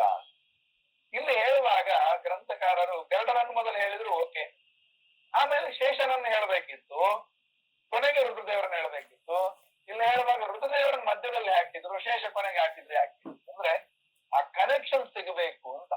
ಈ ಎಲ್ಲ ಉಳಿದ ದೇವತೆಗಳಿಗೆಲ್ಲ ಕೂಡ ಗುರುಸ್ಥಾನದಲ್ಲಿ ಭಗವಂತನ ಹಾಸಿಗೆಯಾಗಿರ್ತಕ್ಕಂತಹ ಶೇಷದೇವರು ಅವರು ಗುರುಸ್ಥಾನದಲ್ಲಿ ಇರ್ತಾರೆ. ಶೇಷ ಮಾರ್ಗ ಅಂತ. ನಮ್ಗೆ ಮೋಕ್ಷಕ್ಕೆ ಹೋಗ್ಲಿಕ್ಕೆ ಎರಡು ಮಾರ್ಗಗಳು, ಗರುಡ ಮಾರ್ಗ, ಶೇಷ ಮಾರ್ಗ ಅಂತ. ಗರುಡ ಮಾರ್ಗದಲ್ಲಿ ಹೋಗತಕ್ಕಂಥವರೆಲ್ಲ ದೇವತೆಗಳು. ಉಳಿದ ದೇವತೆಗಳನ್ನು ಹೊರತುಪಡಿಸಿ ಉಳಿದ ಎಲ್ಲ ಮೋಕ್ಷಕ್ಕೆ ಹೋಗುವ ಯೋಗ್ಯತೆ ಇದ್ದವರೆಲ್ಲ ಶೇಷ ಮಾರ್ಗದಲ್ಲಿ ಹೋಗ್ತಾರೆ. ಅಂದ್ರೆ ಶೇಷ ಶಬ್ದಕ್ಕೆ ಉಳಿದವರು ಅಂತ ಅರ್ಥ. ದೇವತೆಗಳನ್ನು ಹೊರತುಪಡಿಸಿ ಉಳಿದವರು ಅಂತ ಅರ್ಥ ಮಾಡ್ತಾರೆ. ಆದ್ದರಿಂದ ಶೇಷ ನನ್ನ ಕೊನೆಗೆ ಹೇಳಿದ್ರೆ ಉಳಿದ ದೇವತೆಗಳಿಗೆ ಮಾತ್ರ ಅಲ್ಲ, ಉಳಿದ ಎಲ್ಲ ಮುಕ್ತಿ ಯೋಗ್ಯರಿಗೆಲ್ಲ ಕನೆಕ್ಷನ್ ಸಿಗತ್ತೆ ಎಂಬ ದೃಷ್ಟಿಯಿಂದ ಅವರನ್ನು ಕೊನೆಗೆ ಹಾಕ್ತಾರೆ. ಅದಕ್ಕೆ ಅವರಿಗೊಂದು ವಿಶೇಷಣ ಏನು ಅಂದ್ರೆ ಶೇಷ ಶೇಷಶ್ಚ ಸುರಗುರು ಶೇಷಶ್ಚ ಶಯ್ಯ. ಯಾರ ಭಗವಂತನ ಹಾಸಿಗೆಯಾಗಿರ್ತಕ್ಕಂಥವರು ಶೇಷ ಇದ್ದಾನೆ, ಅವರು ದೇವತೆಗಳ ಗುರುವಾಗಿರ್ತಕ್ಕಂಥ ಶೇಷದೇವರು ನಮಗೆ ಮಂಗಲವನ್ನು ಉಂಟು ಮಾಡ್ಲಿ ಅಂತ ಪ್ರಾರ್ಥನೆ ಮಾಡ್ತಾರೆ. ಇದು ದೇವತೆಗಳವರಿಗೆ ಇಷ್ಟುವರೆಗೆ ಮುಗಿಸಿ, ಇಷ್ಟು ಮಾತ್ರನೋ ಅಂತಂದ್ರೆ ಇಲ್ಲ. ಮತ್ತೆ ಸುರಗಣಾ ಯಸ್ಯ ಬ್ರಹ್ಮಾಂಡಂ ವರಮಂದಿರಂ ಅಂತ ಹೇಳ್ತಾರೆ. ಇಡೀ ಬ್ರಹ್ಮಾಂಡವೇ ಒಂದು ಮನೆಯಾಗಿ ಇರ್ತಕ್ಕಂಥವನು ಯಾರು? ಅಂತಹ ಪ್ರಭುವಾದ ಎಲ್ಲ ದೇವತೆಗಳಿಗೆ ಸೇವಕರ ಯಾರಿದ್ದಾರೋ, ದೇವತೆಗಳೇ ಸೇವಕನಾಗಿರ್ತಕ್ಕಂಥ ಪ್ರಭು. ಅಂದ್ರೆ ಪ್ರಭು ಅಂತಂದ್ರೆ ನಾರಾಯಣ, ಒಡೆಯ ಅಂದ್ರೆ ಸ್ವಾಮಿ. ಇಡೀ ದೇವತೆಗಳಿಗೆ, ಬ್ರಹ್ಮಾಂಡವೆಲ್ಲರಿಗೂ ಕೂಡ ದೇವತೆಯಾಗಿರ್ತಕ್ಕಂತಹ ಪ್ರಭು, ಸ್ವಾಮಿಯಾಗಿರ್ತಕ್ಕಂತಹ ಭಗವಂತನ ಮನೆ ಯಾವುದು ಅಂತಂದ್ರೆ ಪ್ರಭೋಹೋ ಮಂದಿರಂ ವರಮಂದಿರಂ. ಶ್ರೇಷ್ಠವಾದ ಮಂದಿರ ಯಾವುದು? ಬ್ರಹ್ಮಾಂಡಂ. ಇಡೀ ಬ್ರಹ್ಮಾಂಡವನ್ನೇ ಕಾಲದಲ್ಲಿ ಅದನ್ನೊಂದು ಮಾತು ಇಡೀ ಜಗತ್ ಪ್ರಸಿದ್ಧವಾದ ಮೋದಿಯ ಬಾಯಲ್ಲಿ ಬಂತಲ್ಲ, ಜಗತ್ ಪ್ರಸಿದ್ಧವಾಯಿತು ಒಂದು. ಏನದು ಅಂತಂದ್ರೆ ವಸುದೈಕ ಕುಟುಂಬಕಂ ಅಂತ. ಇಡೀ ಭೂಮಂಡಲ, ವಸುಧ ಅಂತಂದ್ರೆ ಭೂಮಂಡಲ, ಇಡೀ ಭೂಮಂಡಲವೇ ಕುಟುಂಬ ಸ್ಥಾನದಲ್ಲಿ ಇರ್ತಕ್ಕಂಥವ್ರು ಆ ರೀತಿ ಚಿಂತನೆ ಮಾಡಬೇಕು ಅಂತ ಹೇಳ್ತಾರೆ. ಅದೇ ರೀತಿಯಲ್ಲಿ ಯಸ್ಯ ಪ್ರಭೋಹೋ ಸುರಗಣಾಹ ಸೇವಕಾ, ಯಾವ ಭಗವಂತನ ಇಡೀ ದೇವತೆಗಳ ಸಮೂಹವೇ ಯಾವ ಭಗವಂತನ ಸೇವಕರಾಗಿರ್ತಾರೋ ಅಂತಹ ಇಡೀ ಬ್ರಹ್ಮಾಂಡವನ್ನೇ ಮನೆಯನ್ನಾಗಿಟ್ಟುಕೊಂಡರು ಯಾವನೋ ಅವನು ತ್ರೈಲೋಕ್ಯ ಕುಟುಂಬ ಪಾಲನ ಪರಹ. ನಮ್ಗೆ ಒಂದು ಮನೆಯಲ್ಲಿ ಒಂದು ಗಂಡ ಹೆಂಡತಿ ಮಕ್ಕಳು, ಈ ಹೆಂಡತಿ ಮಕ್ಕಳನ್ನ ಸಾಕೋದ್ರೊಳಗೆ ನಾವು ತೆಲುಗಲ್ಲಿ ಹೇಳ್ತೇವಲ್ಲ, ತಲ ಪ್ರಾಣ ತೋಟಕ್ಕೊಸ್ತದೆ ಅಂತ. ಹಾಗೆ ಎಲ್ಲೋ ಪ್ರಾಣ ಆರಾಮಾಗಿರೋದು ಅದನ್ನೆಲ್ಲ ಈ ಹೆಂಡತಿ ಮಕ್ಕಳನ್ನು ಬೆಳೆಸೋದ್ರೊಳಗೆ, ಆ ಕುಟುಂಬ ಪೋಷಣೆ ಮಾಡೋದ್ರೊಳಗೆ ನಮ್ಮ ಜೀವ ಅರ್ಧ ಆಗಿ ಹೋಗಿರ್ತದೆ. ಒಂದು 4-5 ಜನನ್ನ ಸಾಕೋದ್ರೊಳಗೆ ನಾರಾಯಣ ಸ್ವಭಾವ ಎಂತದ್ದು ಅಂತಂದ್ರೆ ತ್ರೈಲೋಕ್ಯ ಕುಟುಂಬ ಪಾಲನ ಬರಹ. ಇಡೀ 3 ಲೋಕಗಳು, ಬರೀ ದೇವತೆಗಳು ಮಾತ್ರ ಅಲ್ಲ, ಎಲ್ಲ ಮೇಲಿನ ಎಲ್ಲಾ ಲೋಕಗಳು, ಕೆಳಗಿನ ಪಾತಾಲಾದಿ ಎಲ್ಲಾ ಲೋಕಗಳು, ಮತ್ತೆ ಭೂಮಂಡಲ ಎಲ್ಲವನ್ನು 3 ಲೋಕಗಳನ್ನು ಅವರವರಿಗೆ ಯಾವಾಗ ಏನೇನು ಹೇಗೆ ಬೇಕೋ ಎಲ್ಲವನ್ನೂ ಅಲ್ಲಲ್ಲಿ ಕರುಣಿಸಿಕೊಡ್ತಕ್ಕಂಥ ರಕ್ಷಣೆ ಪಾಲನ ಮಾಡ್ತಕ್ಕಂಥವನು ಅಂತಂದ್ರೆ ಅದು ಜಗತ್ತಲ್ಲಿ ಒಬ್ಬರು ಮಾತ್ರ, ಅದು ನಾರಾಯಣ ಮಾತ್ರ. ಅಂತಹ ಸಹ ತ್ರೈಲೋಕ್ಯ ಕುಟುಂಬ ಪಾಲನ ಪರಹ ಸಹ ಹರಿ ಮಂಗಲಂ ಕುರ್ಯಾತ್. ಅಂತ ಹರಿ, ಶ್ರೀಹರಿ ಭಗವಂತ ಇಡೀ 3 ಲೋಕಗಳನ್ನೇ ಕುಟುಂಬವಾಗಿಸಿಕೊಂಡಂತಹ, ಬರೀ ಕುಟುಂಬ ಮಾಡಿಕೊಂಡ್ರೆ ದೊಡ್ಡದಲ್ಲ, ಮದುವೆಗಳು ಬೇಕಾದಷ್ಟು ಮಾಡ್ಕೊಂಡು ಮಕ್ಕಳನ್ನು ಬೇಕಾದಷ್ಟು ಹಡಿಬಹುದು. ಇದೊಂದು ವರ್ಗ ಇದೆ, ಒಂದೊಂದು ಒಬ್ಬರೊಬ್ಬರು 10 ಮಕ್ಕಳನ್ನು ಹೆರೆದು ಹಾಕ್ತಾ ಬಿಸಾಡ್ತಾ ಹೋಗ್ತಾರೆ. ಯಾಕೆಂದ್ರೆ ಅವ್ರಿಗೆ ಗ್ಯಾರಂಟಿ ಇದೆ. ಈ ಸೆಕ್ಯುಲರ್ ರಾಜ್ಯ ಅಂತ ಹೇಳ್ಕೊಂಡ್ ಬರ್ತಾರಲ್ಲ, ಇಂಥದ್ರಲ್ಲಿ ಹಡ್ದು ಹಾಕೋದಷ್ಟೇ, ಮತ್ತೆ ಸರ್ಕಾರವೇ ಎಲ್ಲ ಅವರಿಗೆ ಫ್ರೀ ಎಲ್ಲ ಕೊಟ್ಬಿಡ್ತದೆ ಅಂತ. ಹಂಗಲ್ಲ, ಬರೀ ಹಡಿಬೇಕು ಮಕ್ಕಳನ್ನು. ಯಾರು ಅಂತಂದ್ರೆ ಯಾರಿಗೆ ಎಲ್ಲಾ ಮಕ್ಕಳನ್ನು ಕುಟುಂಬವನ್ನು ಚೆನ್ನಾಗಿ ರಕ್ಷಣೆ ಮಾಡುವ ತಾಕತ್ತಿರ್ತದೋ ಅಂತವರು ಹಡಿಬೇಕು. ನಮ್ಮ ಸ್ವಾಮಿ, ನಮ್ಮ ನಾರಾಯಣ ಶ್ರೀಹರಿ ಇಡೀ 3 ಲೋಕಗಳನ್ನು ಸೃಷ್ಟಿ ಮಾಡಿ ಎಲ್ಲರನ್ನು, ಜೀವರಾಶಿಗಳನ್ನು ಸೃಷ್ಟಿ ಮಾಡಿದ್ದಾನೆ. ಬರೀ ಸೃಷ್ಟಿ ಮಾಡಿ ಬಿಸಾಡೋದು ಮಾತ್ರ ಅಲ್ಲ, ಸೃಷ್ಟಿ ಮಾಡಿ ಅವರನ್ನೆಲ್ಲರನ್ನು ರಕ್ಷಣೆ ಮಾಡ್ತಾನೆ. ಕುಟುಂಬ ಅದರಲ್ಲೇ ಆಸಕ್ತಿ ಅವನಿಗೆ. ಇದರ ಭಗವಂತರಿಗೆ ಯಾಕೆ ಸೃಷ್ಟಿ ಮಾಡ್ಬೇಕು ಅಲ್ವಾ? ಅವನು ಸುಖ ಪರಿಪೂರ್ಣ, ಆನಂದ ಪರಿಪೂರ್ಣ. ಅವನು ಯಾಕೆ ಸೃಷ್ಟಿ ಮಾಡ್ಬೇಕು ಅಂದ್ರೆ ಅವನಿಗೊಂದು ಆಟ ಅನ್ನೋದಕ್ಕಿಂತಲೂ ಕೂಡ ಜೀವರಾಶಿಗಳಿಗೆ ಅವರವರ ಸಾಧನೆ ಮಾಡ್ಲಿಕ್ಕೆ ಬೇಕಾಗಿರ್ತಕ್ಕಂತ ದೇಹವನ್ನು ಕೊಡೋದು, ಸೃಷ್ಟಿ ಮಾಡೋದು. ಅದಕ್ಕೋಸ್ಕರ ಅದರಲ್ಲೇ ರಥ ಪರಹ ಅಂತಂದ್ರೆ ಆಸಕ್ತಿ. ಅಂದ್ರೆ 3 ಲೋಕಗಳನ್ನು ಸೃಷ್ಟಿ ಮಾಡಿ ರಕ್ಷಣೆ ಮಾಡುವುದರಲ್ಲಿಯೇ ಮಗ್ನರಾಗಿರ್ತಕ್ಕಂತಹ ಶ್ರೀಹರಿ ನಮಗೆ ಮಂಗಲವನ್ನು ಉಂಟು ಮಾಡಿ ಅಂತ ಒಂದು ಶ್ಲೋಕದಲ್ಲಿ ಇಡೀ ಬ್ರಹ್ಮಾಂಡವನ್ನು ತುರುಕಿಸ್ತಾರೆ ಗ್ರಂಥಕಾರರು. ಇಷ್ಟು ಚಿಂತನೆ ಇಟ್ಟುಕೊಂಡು ಭಗವಂತ ತಾರತಮ್ಯನೂ ಬಂತು. ಬೆಳಗ್ಗೆ ಹೇಳುವಾಗ ಹೇಳಿದೆವು ಅಂತಂದ್ರೆ ತಾರತಮ್ಯನೂ ಬಂತು, ದೇವತೆಗಳ ಚಿಂತನೆ ಬಂತು, ಇಡೀ ಬ್ರಹ್ಮಾಂಡದ್ದು ಒಂದೇ ಶ್ಲೋಕದಲ್ಲಿ ಬಂತು. ಇಂಥ ಬ್ರಹ್ಮಾಂಡವನ್ನು ಸೃಷ್ಟಿ ರಕ್ಷಣೆ ಮಾಡತಕ್ಕಂತಹ ಶ್ರೀಹರಿ ನಮಗೆ ಮಂಗಲವನ್ನುಂಟು ಮಾಡ್ಲಿ, ನಮಗೆ ಯಾವಾಗ್ಲೂ ಒಳ್ಳೆಯದನ್ನೇ ಮಾಡ್ಲಿ ಅಂತ ಪ್ರಾರ್ಥನೆ ಮಾಡ್ತಾರೆ.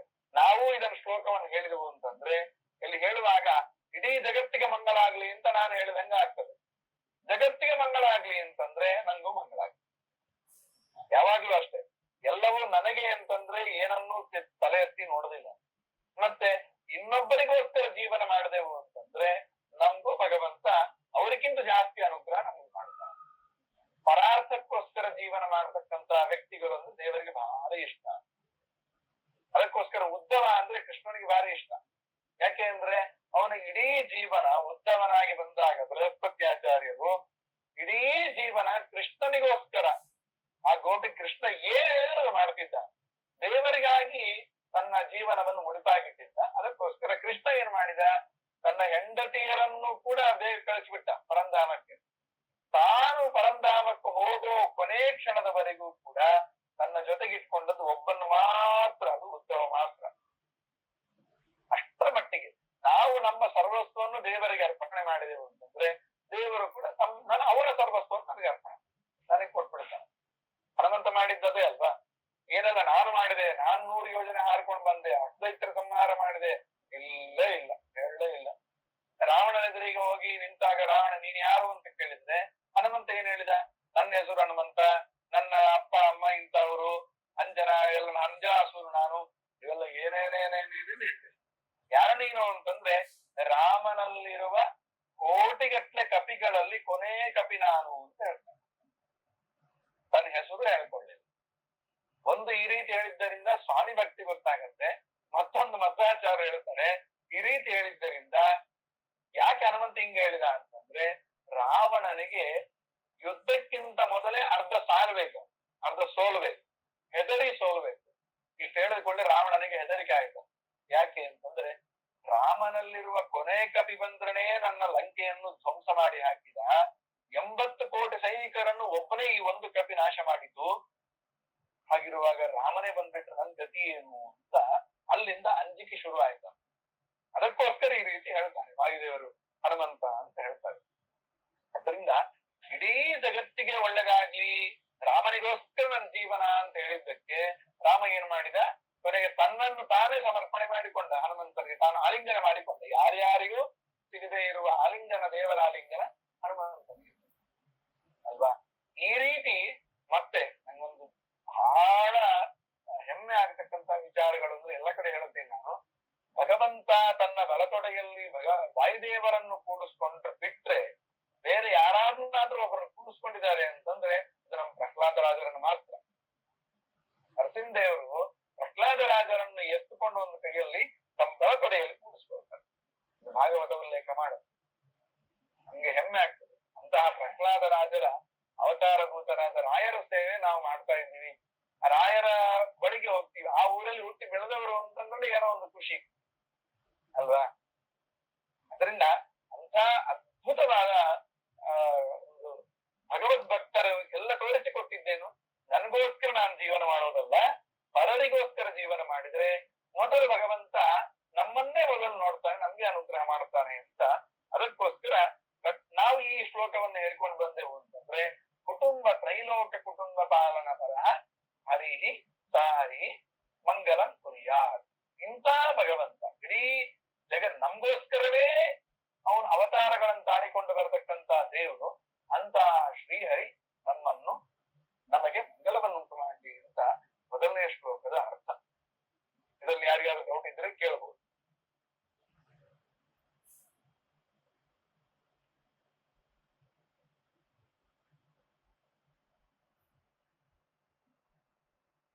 ಯಾರಾದ್ರೂ ಡೌಟ್ ಏನಿಲ್ಲಣ್ಣ. ಯಾರಿಗಾದ್ರೂ ಇದ್ರೆ ಯಾರು ಮಾತಾಡ್ತಾ ಇಲ್ಲ ಇಷ್ಟು ಹೇಳಿ ಡೌಟ್ ನಾಳೆ ಕೇಳ್ತೀವಿ.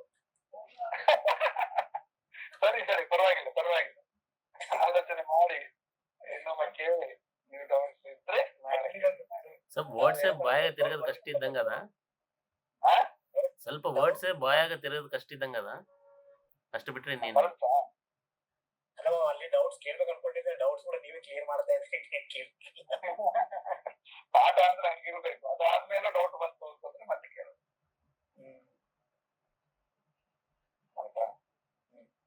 ಮತ್ತೊಮ್ಮೆ ಶ್ಲೋಕವನ್ನು ಹೇಳ. ಹಾ ಹೇಳ್ರಣ ಒಂದ್ಸತಿ.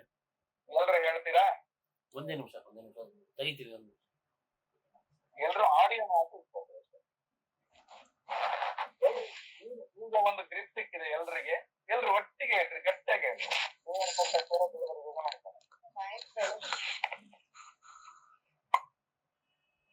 ಸ್ಟಾರ್ಟ್ ಮಾಡೋಣ. ಲಕ್ಷ್ಮೀರ್ಯಸ್ಯ ಪರಿಗ್ರಹ ಕಮಲಭೂಃ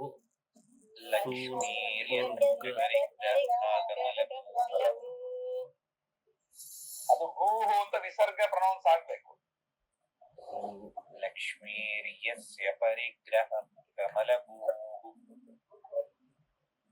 ತೂನುರ್ಗರುತ್ಮಾನ್ ರಥಃ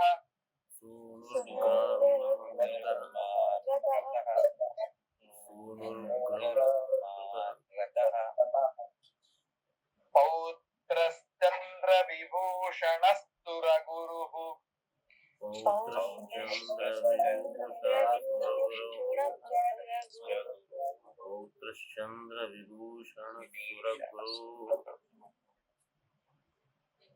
ಶೇಷಸ್ಯ ಶಯ್ಯಾ ಪುನಃ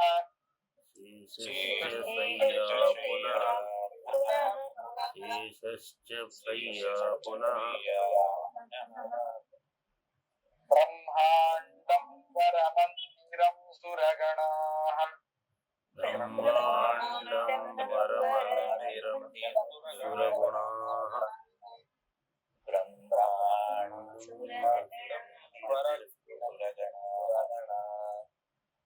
ಯಸ್ಯ ಪ್ರಭೋಸ್ತೈವಕಾಃ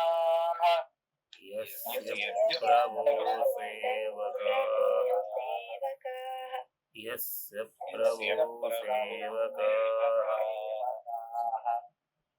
ತತ್ರೈಲೋಕ್ಯ ಕುಟುಂಬ ಪಾಲನ ಪರಃ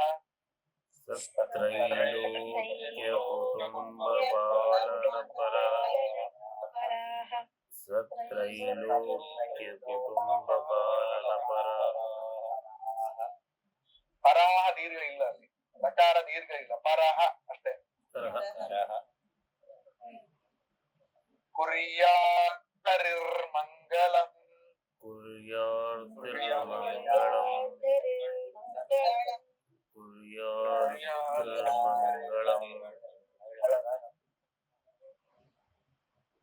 ಬರ್ಬೋದಾ?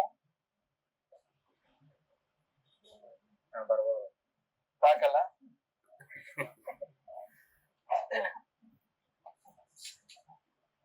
ಓಕೆ ಅಲ್ಲ? ಓಕೆ ಸರಿ. ನಾಳೆ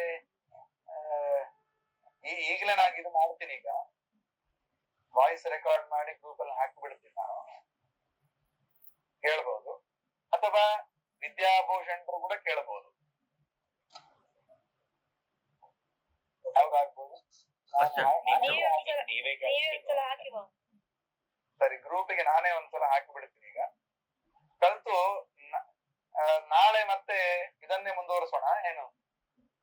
ಪಂದ್ಯಾವಂದ ನಿರ್ಣಯ ಇದನ್ನೇ ಮುಂದುವರಿಸೋಣ. ಸರಿ ಸರಿ ಸರಿ, ನಾಳೆ ಇದನ್ನು ಮುಂದುವರಿಸ್ತೀನಿ. ನಾಳೆ ಎಲ್ರು ನಾನೇನು ಹೇಳಲ್ಲ, ನೀವೇ ಒಬ್ಬೊಬ್ಬರಾಗಿ ಹೇಳ್ಬೇಕು. ನಾಳೆ 9 o'clock ಸ್ಟಾರ್ಟ್ ಮಾಡೋಣ. ಫಸ್ಟ್ ಹಾಫ್ ಅನ್ ಅವರ್ ಇದೇ ಕೆಲಸ. 5 o'clock ಅಣ್ಣ? 1 by 1 ಶ್ಲೋಕವನ್ನು ನೋಡ್ಕೊಂಡು ಹೇಳ್ರಿ. 5 o'clock ಅಣ್ಣ? ಅಂದ್ರೆ ಎಷ್ಟು ಸಲ ನೀವು ಹೇಳ್ತೀರಿ ಅಷ್ಟು ಬೇಗ ಬರ್ತದೆ, ಬಾಯ್ಪಾಠ ಬರ್ತದೆ. ಮಕ್ಕಳಿಗೆ ಈ ಪಾಠ ಮಾಡ್ಬೇಕಾದ್ರೆ ಈ ಸೂಕ್ತಗಳು ಇವೆಲ್ಲ ಕೂಡ ಸ್ತೋತ್ರಗಳೆಲ್ಲ ಒಂದು 10 ಸಲ ಹೇಳಿಸ್ತೀನಿ ನಾನು. 10 ಸಲ ಹೇಳಿಸೋದ್ರೊಳಗೆ ಬಾಯ್ಪಾಠ ಬಂದ್ಬಿಡ್ತದೆ. ಮತ್ತೆ ಮನೆಗೆ ಹೋಗಿ ಓದುವ ಅಗತ್ಯ ಇಲ್ಲ, ಈಸಿ ಆಗಿ ಬಂದ್ಬಿಡ್ತದೆ. ಆದ್ರಿಂದ ಇದೊಂದು ಫಾಲೋ ಆಯ್ತು ಅಂತಂದ್ರೆ ಎಷ್ಟು ಬೇಗ ಆದ್ರೆ ಅಷ್ಟು ಬೇಗ ಇಡೀ ಮಂಗಲಾಷ್ಟಕವನ್ನು ಬಾಯ್ಪಾಠ ಕಲಿಬಹುದು. ನೆಕ್ಸ್ಟ್ ನಿಮ್ ಮನೆಗೆ ಯಾರಾದ್ರೂ ಸ್ವಾಮಿಗಳು ಬಂದ್ರೆ ಅಥವಾ ಏನಾದ್ರೂ ಒಳ್ಳೆ ಕಾರ್ಯ ಆದ್ರೆ, ಮದುವೆಗಳು ಉಪನಯನಗಳಾದ್ರೆ ನೀವೇ ಹೇಳ್ಬೋದು ಅಲ್ಲಿ ನಿಂತ್ಕೊಂಡು. ಖುಷಿ ಆಗತ್ತೆ, ಅಂದ್ರೆ ತೃಪ್ತನಾಗ್ತಾರೆ ಮಗು ಅಂತ. ಆಯ್ತಾ? ಸರಿ, ಹಾಗಾದ್ರೆ ಏನ್ ಡೌಟ್ಸ್ ಇದ್ರೆ ಕೇಳ್ಬೋದು. ಗ್ರೂಪ್ ಅಲ್ಲಿ ಹಾಕಿಬೇಕಿದೆ ನಿಮ್ ಡೌಟ್ಸ್ ಗಳು.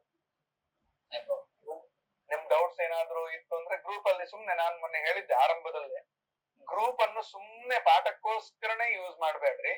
ಏನಾದ್ರೂ ನಿಮ್ಗೆ ಈಗ ಸುಮ್ನೆ ಕೂತಾಗ ಬರ್ತಾ ಇರ್ತವ, ಪಾಠದ ಮಾತ್ರ ಅಲ್ಲ, ಬೇರೆ ಯಾವುದೇ ಆಗ್ಲಿ ಆಧ್ಯಾತ್ಮದ ಡೌಟ್ಸ್ ಗಳು, ಅದನ್ನು ಹಾಕ್ತಾ ಬರ್ರಿ. ನಂಗೆ ನೋಡಿದಾಗ ಪುರಸೋದಾಗ ಮತ್ತೆ ಅದಕ್ಕೆ ಹಾಕ್ಬಿಡ್ತೀನಿ, ವಾಯ್ಸ್ ಮೆಸೇಜ್ ಮಾಡಿಬಿಡ್ತೀನಿ. ಅಂತಂದ್ರೆ ಒಂದೇ ಇಂಥ ದಿವಸ ಮಾತ್ರ ಅಂತ ಹಂಗಿದ್ ಬೇಡ. ಗ್ರೂಪ್ ಸ್ವಲ್ಪ ಬಿಸಿ ಆಗಿರ್ಬೇಕಂತ. ಹೇಳಿದ್ರೆ ಈ 4 ದಿವಸ ಮಾತ್ರ ಆಕ್ಟಿವ್ ಆಗ್ತಿರ್ತಾರಲ್ಲ, ಆಕ್ಟಿವ್ ಮೋಡಿಗೆ ಹೋದ್ರೆ ಮತ್ತೆ ಕಷ್ಟ. ಯಾಕಂದ್ರೆ ಚಿಕ್ಕ ಮಕ್ಕಳಿಗೆ ಈಗ ಎಲ್ರು ಗೌರಿ ಮಕ್ಕಳಾಗ್ಬೋದು, ಈಗ ಪ್ರತ್ಯೋಗಾದಿಗಳಾಗ್ಬೋದು, ಅಥವಾ ಎಲ್ರು ಈ ಗ್ರೂಪ್ ಅಲ್ಲಿ ಇರೋ ಮಕ್ಕಳೆಲ್ಲ, ಎಲ್ರ ಹೆಸರು ತಗೊಳ್ಳಿಲ್ಲ, ಸುಮೇಧ ಇವರೆಲ್ಲ ಕೂಡ, ಇವರಲ್ಲಿ ಮಕ್ಕಳಿಗೆ ನಾವು ಸ್ವಲ್ಪ ಒಂದು ಸಲ ಫ್ರೀ ಬಿಟ್ರೆ ಮತ್ತೆ ಸಿಗೋದಿಲ್ಲ ಕೈಗೆ. ಅದಕ್ಕೋಸ್ಕರ ಸ್ವಲ್ಪ ದಿನಾಗ್ಲೂ ಒಂದೊಂದು 10 minutes ಬಿಸಿ ಆಗಿ ಮಾಡಿದ್ರೆ ಅಂತ ಪಡ್ಕೊಳಿಕ್ ಬರ್ತದೆ, ಬ್ರಾಹ್ಮಣ್ಯ ಪಡ್ಕೊಳಿಕ್ ಬರ್ತದೆ, ಇಲ್ಲ ಅಂತಲ್ಲ. ಅದಕ್ಕೊಂದು ನಿಯಮ ಹೇಳಿದ್ದಾರೆ. ಅಕ್ಷರ ಲಕ್ಷ ಗಾಯತ್ರಿ ಜಪ ಮಾಡ್ರಿ, ಆನಂತರ ವೇದ ಇಡೀ ಸಮಗ್ರ ವೇದವನ್ನು 3 ಬಾರಿ ಪಾರಾಯಣ ಮಾಡ್ಬೇಕು ಅಂತ ಹೇಳ್ತಾರೆ. ಅಷ್ಟೊಂದು ಮಾಡಿದ್ರೆ ಮತ್ತೆ ಪಡ್ಕೊಳ್ಬಹುದು. ಈ ಸಾಧನೆ ಮಾಡ್ಲಿಕ್ಕೆ ನಮ್ಗೆ ಕ್ವಾಲಿಫಿಕೇಶನ್ ಮತ್ತೆ ಸಿಗ್ತದೆ, ಏನ್ ತೊಂದರೆ ಇಲ್ಲ. ಆದ್ರೆ ಈ ಭರತಖಂಡವನ್ನು ಸಾಧನ ಭೂಮಿ, ಕರ್ಮ ಭೂಮಿ ಅಂತ ಮಾಡಿದ್ದಾರೆ. ಉಳಿದ ಎಲ್ಲ ಖಂಡಗಳೆಲ್ಲ ಫಲ ಭೋಗ ಭೂಮಿ ಅಂತ, ಫಲವನ್ನು ಅನುಭವಿಸ್ಲಿಕ್ಕೆ ಮಾತ್ರ. ಅಲ್ಲಿ ಮಾಡಿದ್ರೆ ಪೂರ್ಣ ಫಲ ಇಲ್ವೇ ಇಲ್ಲ ಅಂತ ಏನಲ್ಲ, ಇದೆ, ಇಲ್ಲ ಅಂತಲ್ಲ. ಆದ್ರೆ ಬ್ರಾಹ್ಮಣ್ಯ ಉಳಿಸ್ಕೊಡೋದು. ಗಾಯತ್ರಿ ಮಂತ್ರ ದಿನಾಗೆ 10 ಜಪ ಮಾಡ್ಕೊಂಡ್ ಬಂದ್ರೆ ನಾನು ಬ್ರಾಹ್ಮಣ, ಓಕೆ ಅಷ್ಟೇ. ಅದಕ್ಕಿಂತ ಹೆಚ್ಚು ನನ್ನಿಂದ ಎಕ್ಸ್ಪೆಕ್ಟ್ ಮಾಡಬಾರದು ಕೂಡ. ಹೆಚ್ಚು ನನಗೆ ಅದರ ಪ್ರಯೋಜನ ಆಗ್ಬೇಕಂದ್ರೆ 100,000 ಮಾಡಬೇಕು ಅಂತ ಆಚಾರ್ಯ ಮಧ್ವರೇ ಹೇಳ್ತಾರೆ. ಎಂತ ಸಹಸ್ರ ಪರಮಾಂ ದೇವೀಂ ಶತಮಧ್ಯಾಂ ದಶಾವರಾಮ್ ಅಂತ.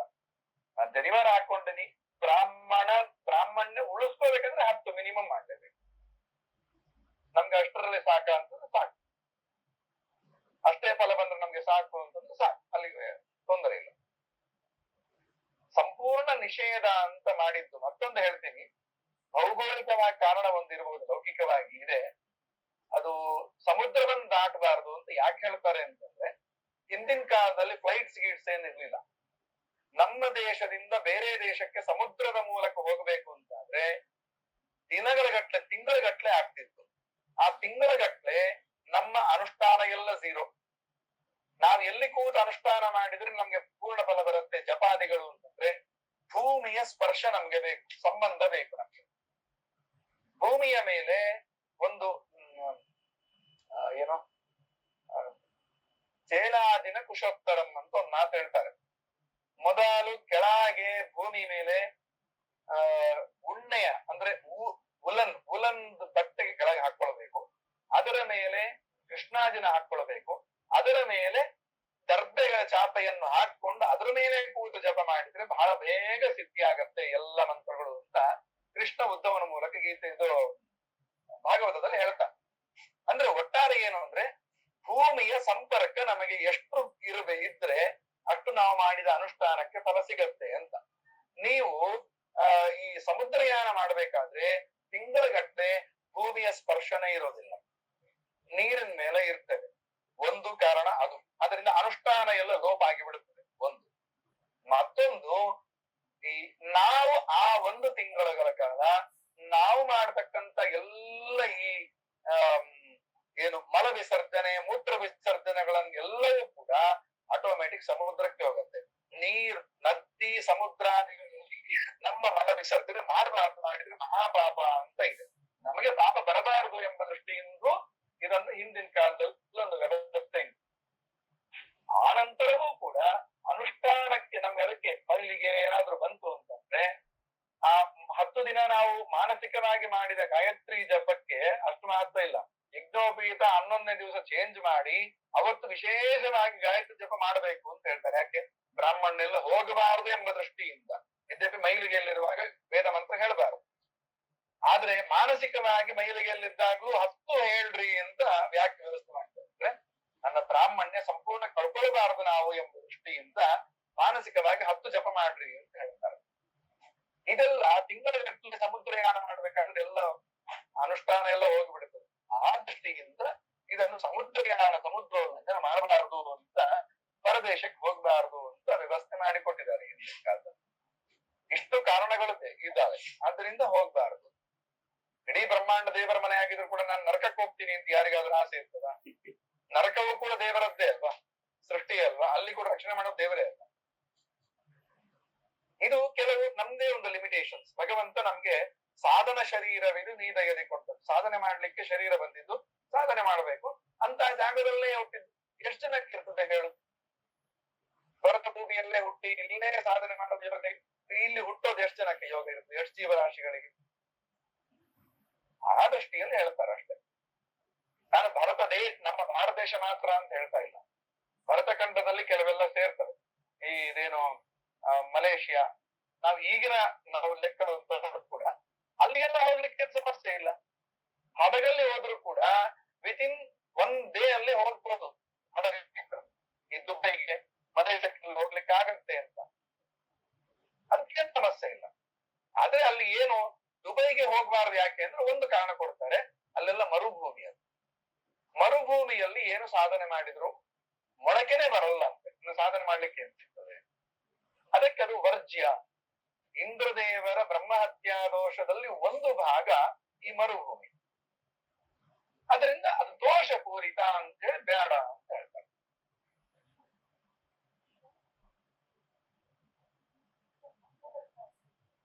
ಆನ್ಸರ್ ಸಿಕ್ಕೋ ಇಲ್ಲೋ, ಸಮಾಧಾನ ಆಯ್ತೋ ಗೊತ್ತಿಲ್ಲ. ಫುಲ್ಲಿ ಮಾನಸಿಕವಾಗಿ ನಾವು ನಮ್ಮ ಮಾನಸಿಕ ಚಿಂತನೆಗಳಷ್ಟೇ ಫುಲ್ಲಿ ಸ್ಯಾಟಿಸ್ಫೈಡ್ ಆಗುತ್ತೆ. ಇವಾಗ 8 ಅವರ್ಸ್ನಾಗ ಇರ್ಬೇಕು ಹೋಗೋದು. ಅದೊಂದು ಕೆಲವೆಲ್ಲ ವ್ಯವಸ್ಥೆಗಳು ಈಗಿನ ಕಾಲಕ್ಕೆ ಕೆಲವೆಲ್ಲ ನಾವು ಇಷ್ಟೇ ಹಂಗೆ ಹಿಂಗೆ ಅಂತ ಹೇಳಕ್ಕಾಗಲ್ಲ. ಕರೆಕ್ಟ್. ಫಾರಿನ್ ಹೋಗಿ ಬರುವಂತದ್ದು ಅದೇ ಕೆಲವು ಕಾಲಕ್ಕನುಗುಣವಾಗಿ ನಾವು ಕೆಲವನ್ನು ನಾವು ಅಮೆಂಡ್ಮೆಂಟ್ಸ್ ಮಾಡ್ಕೊಳ್ಬಹುದೇನೋ ಗೊತ್ತಿಲ್ಲ. ನಾನೇನ್ ಧರ್ಮಶಾಸ್ತ್ರಕಾರ ಅಲ್ಲ, ನಾನು ಹೇಳೋದು ಇದು ಅಲ್ಲ, ಸುಮ್ಮನೆ ನನ್ನ ಅನಿಸಿಕೆ, ನನ್ನ ಅಭಿಪ್ರಾಯ ನಾನು ಹೇಳಿದೆ. End of the day bathroom bedroom ದಿವಸ ಎಲ್ಲರೂ ಹೋಗ್ತೀವಿ. ಪೂಜೆ ಮಾಡ್ಲಿಕ್ಕೆ ದೇವ್ರ ಪೂಜೆ ಅಂದ್ರೆ ಹೋಗಿ ಬಾತ್ರೂಮ್ ಅಲ್ಲೇ ಕೂಡಲ್ಲವಾ, ಜಸ್ಟ್ ಒಂದು ಮಿನಿಟ್ ಅಷ್ಟೇ. ನಾವು ಅಷ್ಟೇ ಎಲ್ಲವೂ ನಿನಗೆ ಅಪ್ಲೈ ಮಾಡ್ಕೊಳ್ತೇ ಬಿಡ್ತೇನೆ, ನಿನಗೆ ನೀನ್ ಅಪ್ಲೈ ಮಾಡ್ಕೋಬೇಡ. Okay doctor, ಇನ್ಯಾರಾದ್ರು? ಗರುಡ ಮಾರ್ಗ ಮತ್ತು ಶೇಷ ಮಾರ್ಗ ಹೇಳಿದಲ್ಲ ಮುಕ್ತಿ ಯೋಗ್ಯ ಜೀವರಿಗೆ. ಹೌದು, ಶೇಷ ಮಾರ್ಗ ಅಂದ್ರೆ ದೇವತೆಗಳ ಬಿಟ್ಟು ಉಳಿದ ಎಲ್ಲಾ ಜೀವರಾಶಿಗಳು ಶೇಷ ಮಾರ್ಗದಿಂದ ಮುಕ್ತಿ ಹೋಗೋದ? ಹೌದು, ದೇವತೆಗಳು ಮಾತ್ರ ಗರುಡ ಮಾರ್ಗ. ಅವರ ಸಾಧನೆ, ಅವರ ಯೋಗ್ಯತೆ ಎಲ್ಲ ಎತ್ತರದ್ದು. ಈ ಶೇಷ ಮಾರ್ಗ ಅಂತಂದ್ರೆ ದೇವತೆಗಳನ್ನು ಹೊರತುಪಡಿಸಿ ಗಂಧರ್ವರಾಗ್ಬೋದು, ಋಷಿಗಳು, ಮುನಿಗಳು, ಚಕ್ರವರ್ತಿಗಳು, ಮನುಷ್ಯೋತ್ತಮರು ಯಾರೆಲ್ಲ ಮುಕ್ತಿ ಯೋಗ್ಯರಿರ್ತಾರೆ ಅವ್ರಿಗೆಲ್ಲ ಹೋಗ್ಲಿಕ್ಕೆ ಈ ಕಾರಣ. ಅದಕ್ಕೆ ಶೇಷ ಅಂತ. ಉಳಿದವರು ಯಾರಂದ ಉಳಿದವರು? ದೇವತೆಗಳನ್ನು ಹೊರತುಪಡಿಸಿ ಉಳಿದವರೆಲ್ಲ ಇಲ್ಲಿ.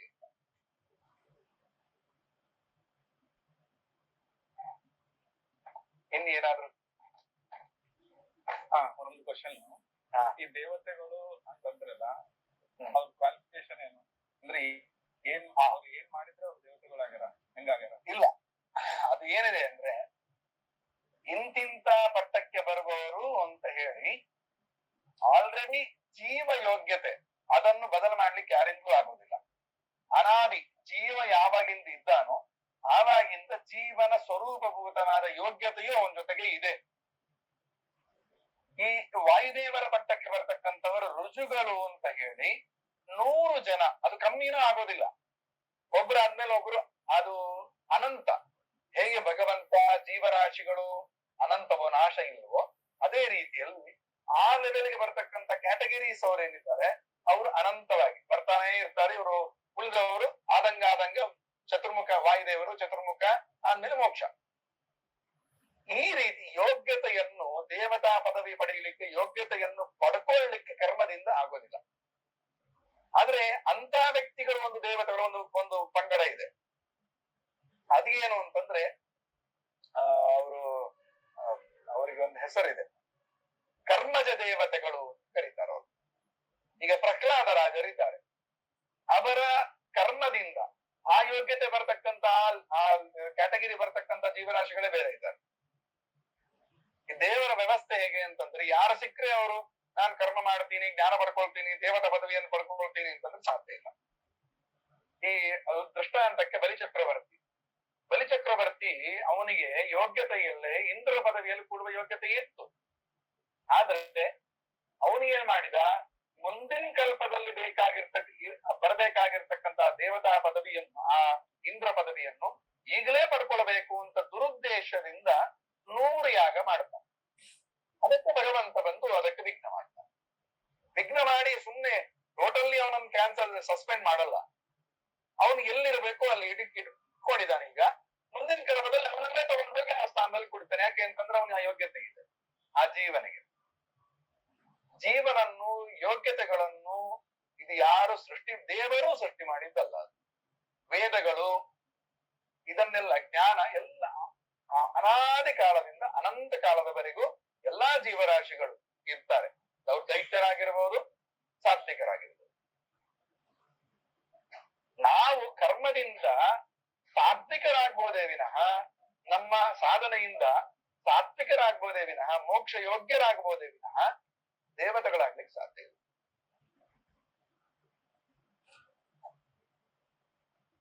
ದೇವತೆಗಳು ಮನುಷ್ಯರಾಗಿ ಹುಟ್ಟಿದ್ದಾರೆ. ದೇವತೆಗಳು ಮಾನವ ರೂಪ ತಾಳಿಕೊಂಡು ಬರ್ತಾರೆ ಭೂಮಿಗೆ, ಹೊರತು ಭೂಮಿಗೆ ಬಂದಾಕ್ಷಣ ಅವರು ಮನುಷ್ಯರಾದ್ರು ಅಂತ ಅರ್ಥ ಅಲ್ಲ. ಅಂದ್ರೆ ದೇವತೆಗಳನ್ನ ಸೃಷ್ಟಿ ದೇವರು ಮಾಡಿದ್ದಾರ. ಅದನ್ನೇ ಸೃಷ್ಟಿ ಅಂತಂದ್ರೆ ಅವರಿಗೆ ಆ ದೇಹವನ್ನು, ಆ ಡಿಪಾರ್ಟ್ಮೆಂಟ್ ಅನ್ನು ಇದು ಭಗವಂತ ಕೊಟ್ಟ, ಹೊರತು ಆ ಜೀವನನ್ನು ಆ ದೇವತೆ ಯಾವ ಜೀವ ಇರ್ತಾನಲ್ಲ ಮೂಲ, ಆ ಜೀವ ಪ್ಲಸ್ ಆ ಜೀವನಿಗೆ ಬರುವ ಯೋಗ್ಯತೆ ಅದು ಇನ್ಬಿಲ್ಟ್. ಕರೆಕ್ಟ್.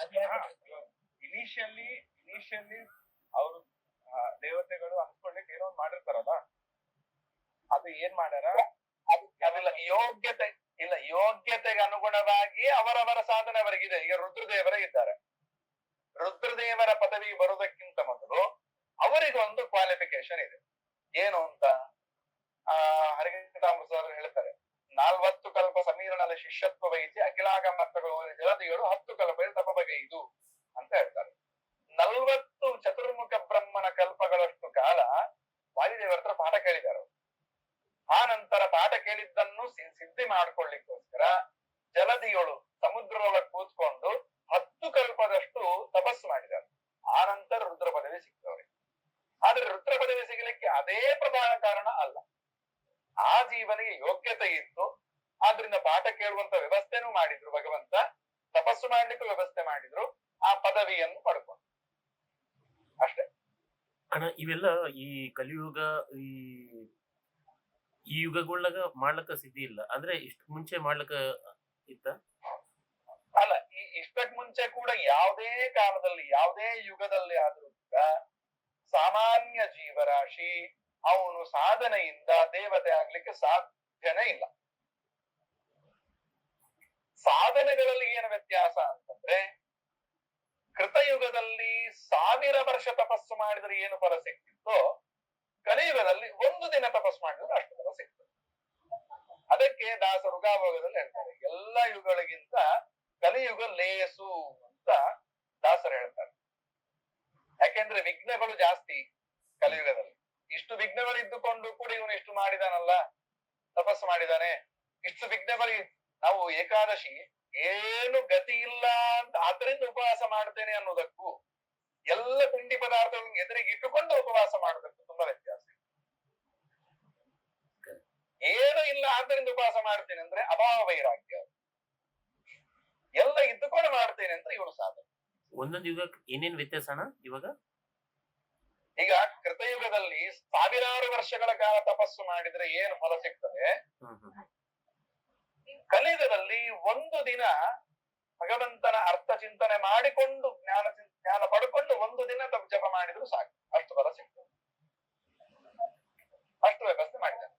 ಇದನ್ನು ಈ ಯಾವ ಯುಗದಲ್ಲಿ ಯಾವ ರೂಪಿ ಭಗವಂತನನ್ನು ಯಾವ ರೀತಿ ನಾವು ಆರಾಧನೆ ಮಾಡಿದ್ರೆ ಸಾತ್ವಿಕರಾಗ್ಲಿಕ್ಕೆ ಸಾಧ್ಯ ಉಂಟು ಅಂತ ಅನ್ನೋದನ್ನ ಕೃಷ್ಣ ಉದ್ಧಮನ ಮೂಲಕ ಭಾಗವತದ 11ನೇ ಸ್ಕಂದದಲ್ಲಿ ಇದರ ಬಗ್ಗೆ ವಿವರಣೆ ಕೊಟ್ಟಿದ್ದಾನೆ.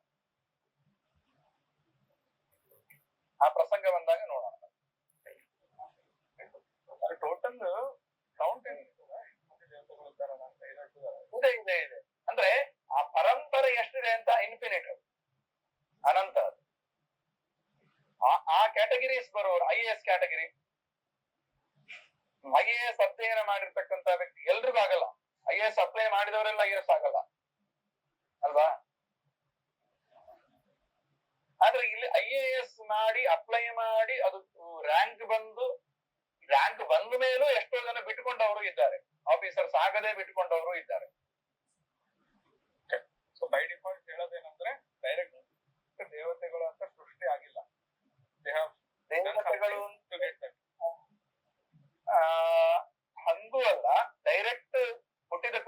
ಐಷಾರಾಮಿ ಜೀವನ ಮಾಡ್ತೀನಿ, ನನ್ನ ಟೈಮ್ ಬಂದ್ಕೊಂಡು ನಾನು ಸಿಂಹಾಸನದಲ್ಲಿ ಕೂಡ್ತೀನಿ ಅಲ್ಲ.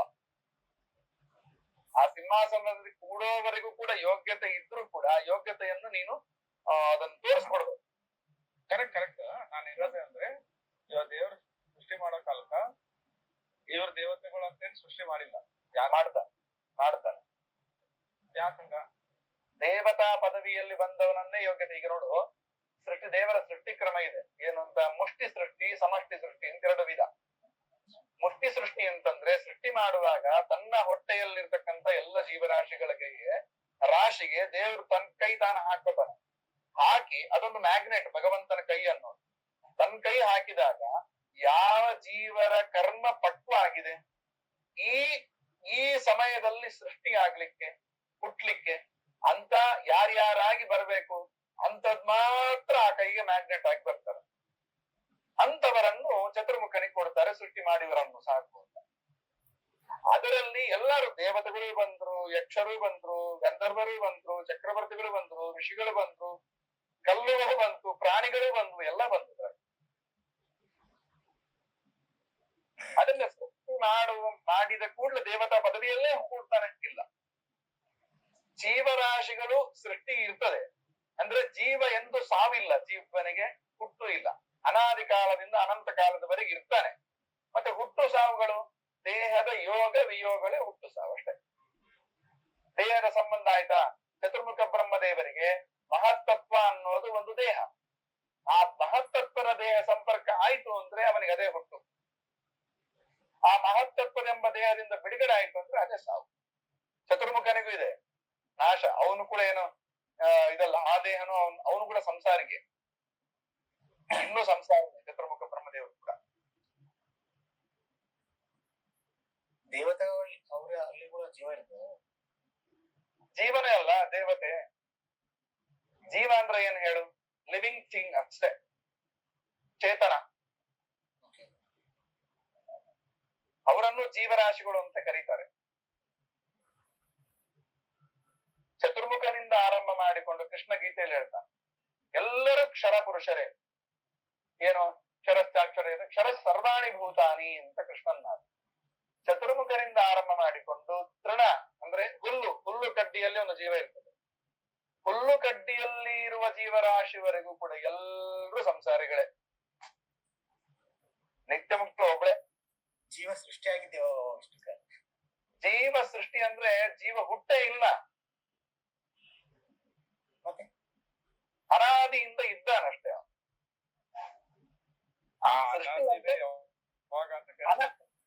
ಯುಗಗಳು ಅನಾದಿ ಶಬ್ದದಲ್ಲೇ ಆನ್ಸರ್ ಇದೆ ನಿಂಗೆ, ಆದಿಯೇ ಇಲ್ಲ ಅಂತ. ಈ ಯುಗಗಳೆಲ್ಲ ದಾಟಿ ಮತ್ತೆ ಈ ಕಲಿಯುಗ ಮುಗಿದ್ರೆ ಮತ್ತೆ ಅವಾಗ ಎಲ್ಲಿ ಸೃಷ್ಟಿ ಮಾಡ್ತಾನೆ? ಯಾರನ್ನ ಸೃಷ್ಟಿ ಮಾಡ್ತಾನೆ? ಎಂಡಿಲ್ಲ, ಅನಂತ. ಇದೇ ಮೊದಲು ಇಲ್ಲ ನಾನು ಕರೆಕ್ಟ್, ಪ್ರಕಾಶ್ ಹೇಳಿದ ನೋಡು. ಅದು MC² ಹೇಳ್ತಾರಲ್ಲ. ಜೀವಗಳು ವ್ಯತ್ಯಾಸ ಆಗ್ಬೋದೇ ವಿನಃ, ಜೀವಗಳು ಇವತ್ತು ಬಂದ ಜೀವ ನಾಳೆ ಬರದೇ ಇರ್ಬೋದು ವಿನಃ ಬೇರೆ ಬರ್ಬೋದು. ಆದ್ರೆ ಜೀವಗಳು ಅನ್ನೋದು ಯಾವಾಗ್ಲೂ ಎಲ್ಲರೂ ಇದೆ. ನಾನು ನಿಲ್ತೇನೆ, ನೀನು ನಿಲ್ತೇನೆ, ಎಲ್ಲರೂ ನಿಲ್ತೇನೆ. ಆದ್ರೆ ನಾವು ಬರುವಂತ ರೂಪಗಳು ವ್ಯತ್ಯಾಸ. ತಾಳ್ಕೊಂಡು ಬಂದ ರೂಪಗಳು ವ್ಯತ್ಯಾಸ. ಒಮ್ಮೆ ಮರ ಆಗಿ ಹುಟ್ಟಬಹುದು, ಒಮ್ಮೆ ಪ್ರಾಣಿಯಾಗಿ ನಾಯಿಯಾಗಿ ಹುಟ್ಟಬಹುದು, ಒಮ್ಮೆ ಮನುಷ್ಯನಾಗಿ ಹುಟ್ಟಬಹುದು, ಒಮ್ಮೆ ರಾಕ್ಷಸನೂ ಆಗಬಹುದು, ಗೊತ್ತಿಲ್ಲ, ಹೇಳಲಿಕ್ಕಾಗಲ್ಲ.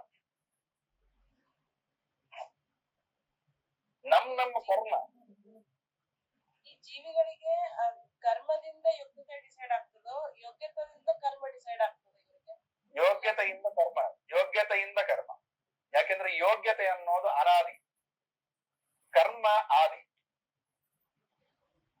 ಅಲ್ಲೊಂದು ಪ್ರಶ್ನೆ ಬರ್ತದೆ, ನಿಮ್ಗೆ ಯಾರಿಗೆ ಬಂದಿಲ್ಲ ಕಾಣಿಸ್ತದೆ, ನಾನು ಹೇಳ್ತೀನಿ. ಆ ಪ್ರಶ್ನೆ ನಾನೇ ಕ್ವಶನ್ ಮಾಡ್ಕೊಂಡು ಹೇಳ್ತೀನಿ. ಅಲ್ಲಿ ನಾನೊಂದು ಹೇಳಿದೆ, ತನ್ನ ಹೊಟ್ಟೆಗೆ ತಾನೇ ಕೈ ಹಾಕಿ ಯಾರು ಈಗ ಹುಟ್ಲಿಕ್ಕೆ ತಮ್ಮ ಕರ್ಮ ಪಕ್ವ ಆಗಿರ್ತ ಅವ್ರು ಮಾತ್ರ ಬರ್ತಾರೆ ಅಂತ. ಅಲ್ಲಿ ಹೆಂಗ್ ಡಿಸೈಡ್ ಮಾಡ್ತಾನ? ಎಲ್ರು ದೇವರ ಹೊಟ್ಟೆಯಲ್ಲಿ ಪ್ರಳಯ ಕಾಲದಲ್ಲಿ ಹೊಟ್ಟೆಯಲ್ಲಿ ಆರಾಮ್ ಮಲಗಿರ್ತಾರೆ, ಯಾರಿಗೂ ಎಚ್ಚರವೇ ಇರುವುದಿಲ್ಲ. ಅಲ್ಲಿ ಹೆಂಗ್ ಕರ್ಮ ಮಾಡ್ತಾರೆ?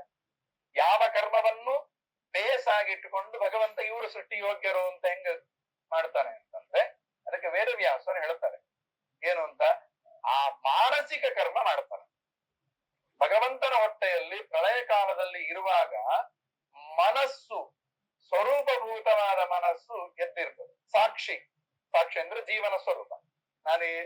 ಇಂಗ್ಲಿಷ್ ಅಲ್ಲಿ ಹೇಳೋದು ಅಂತ ಆದ್ರೆ ಸೈಂಟಿಫಿಕ್ ಶಬ್ದದಲ್ಲಿ ಹೇಳೋದಾದ್ರೆ ಸೆವೆಂತ್ ಸೆನ್ಸ್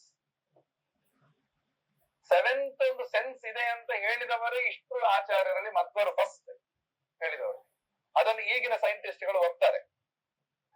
ಸಿಕ್ಸ್ತ್ ಸೆನ್ಸ್ ಬೇರೆ, seventh sense. Sixth sense is equal to ಮನಸ್ಸು, seventh sense is equal to ಸಾಕ್ಷಿ ಇಂದ್ರಿಯ. ಅದು ಜೀವ ಸ್ವರೂಪಭೂತವಾದದ್ದು.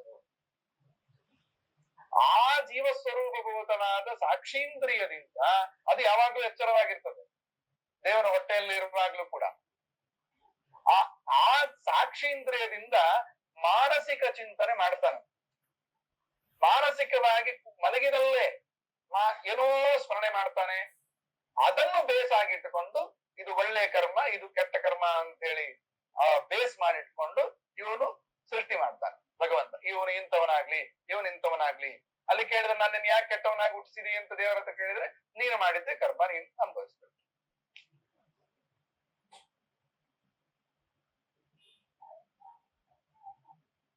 ಇದು ತುಂಬಾ ಅಗಾಧವಾದ ವಿಚಾರ, ತುಂಬಾ ಒಳಗಿರ್ತಕ್ಕಂಥ ವಿಚಾರ. బాగా స్ట్రెయిన్ అయితే ఎవరు? నువ్వానేనా? నేనే. ಅದೇ ಒಕೆ ಸಾರಿಗೆ ಒಂದೇ ಸಲಕ್ಕೆ ಇಷ್ಟು ಆಂತರಿಕ ವಿಚಾರಗಳನ್ನು ಹೇಳಿದ್ರೆ ಆಕ್ಸೆಪ್ಟ್ ಮಾಡೋದು ಕಷ್ಟ. ಯಾಕೆಂದ್ರೆ ಅದು ಬೇಸೇ ಇಲ್ಲ ನಮ್ಗೆ. ಅದರಿಂದ ಆ ವಿಷಯಗಳನ್ನ ಆಕ್ಸೆಪ್ಟ್ ಮಾಡೋದು ನಾವೆಲ್ಲ ಲೋಕದಲ್ಲೇ ನೋಡಿದೀವಿ. ಅಲ್ಲ, ಲೋಕಕ್ಕೆ ಇದಕ್ಕೆ ಅನ್ವಯ ಆಗೋದೇ ಇಲ್ಲ, ಎಂದೆಂದಿಗೂ ಆಗೋಲ್ಲ. ಅದನ್ನ ನಾವು ಏನ್ ಕೇಳಿದ್ರು ನಮ್ಗೆ ಲೌಕಿಕವಾಗೇ ತಲೆಗೆ ಆಲೋಚನೆ ಬರ್ತಾ ಇರ್ತದೆ. ಅದಂಗಾಯ್ತು. ಒಮ್ಮೆ ಸ್ವಲ್ಪ ಆಳಕ್ಕೆ ಕೇಳಿದ್ರೆ ಇಂಥ ಪಾಠಗಳನ್ನು ಇನ್ನೊಂದು ಹೇಳ್ತೇನೆ ನಾನು. ಇದೆಲ್ಲ ಅರ್ಥ ಆಗ್ಬೇಕಾದ್ರೆ ಮಹಾಭಾರತ ತಾತ್ಪರ್ಯ ನಿರ್ಣಯ ಮೊದಲ 3 ಅಧ್ಯಾಯ ಪಾಠ ಕೇಳಿಬಿಟ್ರೆ ಇದೆಲ್ಲ ಒಂದ್ ಸೆಟ್ ಆಗುತ್ತೆ. ಅಷ್ಟು ಆರಾಮ, ಎಷ್ಟು ಬಿಡಿಸಿ ಮಧ್ವಾಚಾರ್ಯ ಅದನ್ನು ಹೇಳಿದ್ದಾರೆ. ಅದಕ್ಕೆ ಆ 3 ಅಧ್ಯಾಯಗಳಿಗೆ ಸರ್ವಶಾಸ್ತ್ರಾರ್ಥ ನಿರ್ಣಯ ಅಂತ ಹೆಸರು.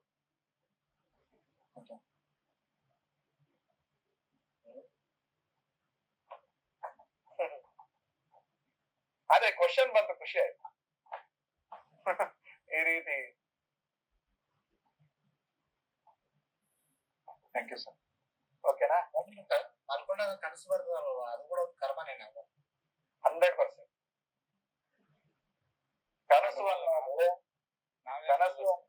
ಕನಸು ಅನ್ನೋದನ್ನ ಎಷ್ಟು ಚಂದ ಡಿಫೈನ್ ಮಾಡಿದ್ದಾರೆ ಅಂತಂದ್ರೆ, ಕನಸು ಸತ್ಯ. ಯಾವ ಅರ್ಥದಲ್ಲಿ ಸತ್ಯ? ಕನಸಲ್ಲಿ ನಾವು ಆನೆಯನ್ನು ನೋಡ್ತೀವಿ, ಹುಲಿಯನ್ನು ನೋಡ್ತೀವಿ, ಹುಲಿ ಮೇಲೆ ಕೂತಿರ್ತೀವಿ, ಕೆಲವೊಮ್ಮೆ ಬೆಟ್ಟದ ಮೇಲಿಂದ ಹಾರಿದಂಗೂ ಕನಸು ಬೀಳ್ತದ. ಅದೆಲ್ಲ ಸತ್ಯ. ನಾವು ಒಂದು ಅರ್ಥದಲ್ಲಿ ಸತ್ಯ, ಒಂದು ಅರ್ಥದಲ್ಲಿ ಸುಳ್ಳು. ಯಾವ ಅರ್ಥದಲ್ಲಿ ಸುಳ್ಳು ಅಂತಂದ್ರೆ, ಕನಸಲ್ಲಿ ನೋಡಿದ ಹುಲಿಯೇ ಹೊರಗಿರ್ತಕ್ಕಂತ ಹುಲಿ ಅಂತಂದ್ರೆ ಅದು ಸುಳ್ಳು. ಅಥವಾ ಹೊರಗೇನಿದೆ ಹುಲಿ ಇದೇ ಕನಸಲ್ಲಿ ಕಂಡೆ ಅಂತಂದ್ರೆ ಅದು ಸುಳ್ಳು. ಆದ್ರೆ ಕನಸಲ್ಲಿ ಕಂಡ ಹುಲಿ ಸತ್ಯ. ಅದಕ್ಕೆ ಭಾರಿ ಚಂದ ಹೇಳ್ತಾರೆ. ಎಷ್ಟು ಡಿಫೈನ್ ಮಾಡ್ತಾರೆ ಅಂದ್ರೆ, ಇದರ ಬಗ್ಗೆ ರಾಯರು ಭಾರಿ ಚಂದ ಡಿಫೈನ್ ಮಾಡ್ತಾರೆ ಈ ವಿಷಯಕ್ಕೆ. ಕನಸಲ್ಲಿ ಆಗಿಂದಾಗ, ಕನಸು ಅಂದ್ರೆ ಏನು? ನಮ್ಮ ಮನಸ್ಸಿನ ವಿಕಾರವೇ ಕನಸು. ಮನಸ್ಸಿನಲ್ಲಿ ಭಗವಂತ ಹುಲಿಯನ್ನು ಕಣ್ಣಾರೆ ನೋಡಿರ್ತೀವಿ. ನಾವು ನೋಡಿದ ಹುಲಿಯ ಏನು ಜ್ಞಾನ ಇದೆ ನಮ್ಮ ಮೈಂಡ್ ಅಲ್ಲಿ ಅದು ಸೇವ್ ಆಗಿರ್ತದೆ. ಆ ಪಿಕ್ಚರ್ ಸೇವ್ ಆಗಿರ್ತದೆ. ಆ ಪಿಕ್ಚರ್ ಸೇವ್ ಆದ್ಮೇಲೆ ಅದರಂತೆ ಕಂಡ್ರೆ ಇನ್ನೊಂದು ಕಂಡ ಕೂಡ್ಲೆ, ಯಾವ್ದಾದ್ರು ಇನ್ನೊಂದು ಕಂಡ ಕೂಡ್ಲೆ ನಮ್ಗೆ ನೆನಪಾಗೋದೇನು? ಹಿಂದೆ ಇಂಥ ದಿವಸ ಇಂಥ ಹುಲಿಯನ್ನು ನೋಡಿದ್ದೆ, ಅದರಂತೆ ಇದು ಇದೆ ಅಷ್ಟೇ. ಅದೇ ಇದು ಅಲ್ಲ, ತುಂಬಾ ವ್ಯತ್ಯಾಸ ಇದೆ. ಅದರಂತೆ ಇದು ಅಂತ ನಾನು ಹೇಳ್ತೀನಿ, ಪೂರ ಕೇಳ, ಅಂದ್ಮೇಲೆ ಆ ಕ್ವಶನ್ಗಳು. ಅದರಂತೆ ಇದು ಅನ್ನೋದಕ್ಕೂ ಅದೇ ಇದು ಅನ್ನೋದಕ್ಕೂ ಬಹಳ ವ್ಯತ್ಯಾಸ ಇದೆ. ಆ ಹುಲಿಯಂತೆ ಇಲ್ಲಿ ಭಗವಂತ ಏನ್ ಮಾಡ್ತಾನೆ? ಮನಸ್ಸಲ್ಲಿ ಸಂಸ್ಕಾರ ವಶದಿಂದ ಸೃಷ್ಟಿ ಆಗಿಂದಾಗ ಮಾಡಿ ನಮ್ಗೆ ತೋರಿಸಿ ಆಗಿಂದಾಗ ನಾಶ ಮಾಡ್ತಾನೆ. ಇದು ದೇವರ ಮಹತ್ವ. ಆ ಸೃಷ್ಟಿ ಮಾಡಿದ್ದು ಸತ್ಯ, ಆದ್ರೆ ಹೊರಗಿದ್ದ ಹುಲಿಯೇ ಕನಸಲ್ಲಿ ಕಂಡದ್ದು ಎರಡು ಒಂದೇ ಅನ್ನೋದು ಸುಳ್ಳು. ನಾವು ಅಮೆರಿಕ ನೋಡ್ಬೋದು, ಆದ್ರೆ ಹೊರಗಿದ್ದ ಅಮೆರಿಕನೇ ಕನಸಲ್ಲಿ ಕಂಡ ಅಮೆರಿಕ ಎರಡು ಒಂದೇ ಆಗೋದಿಲ್ಲ, ಅದರಂತೆ ಆಗ್ತದೆ ಅಷ್ಟೇ.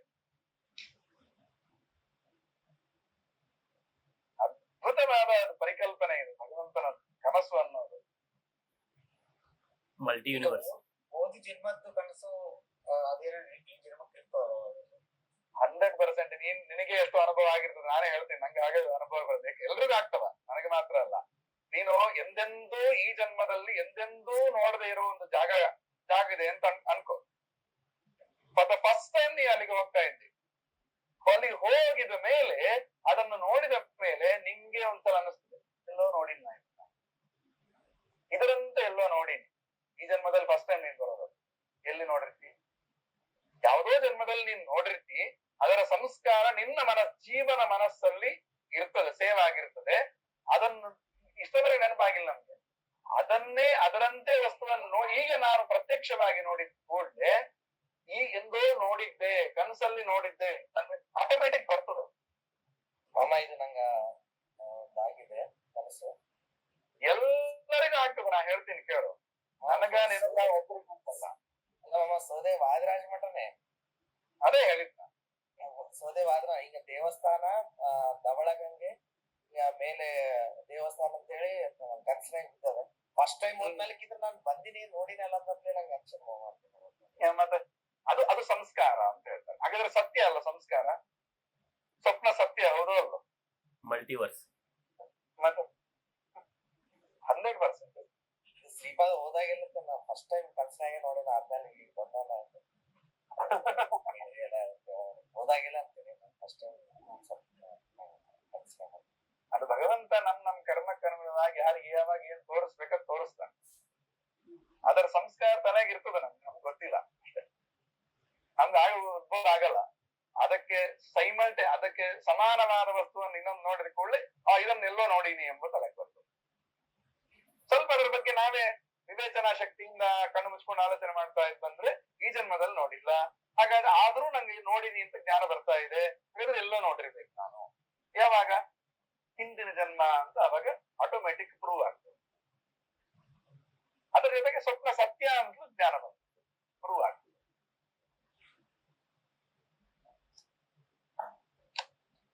ಅಲ್ಲ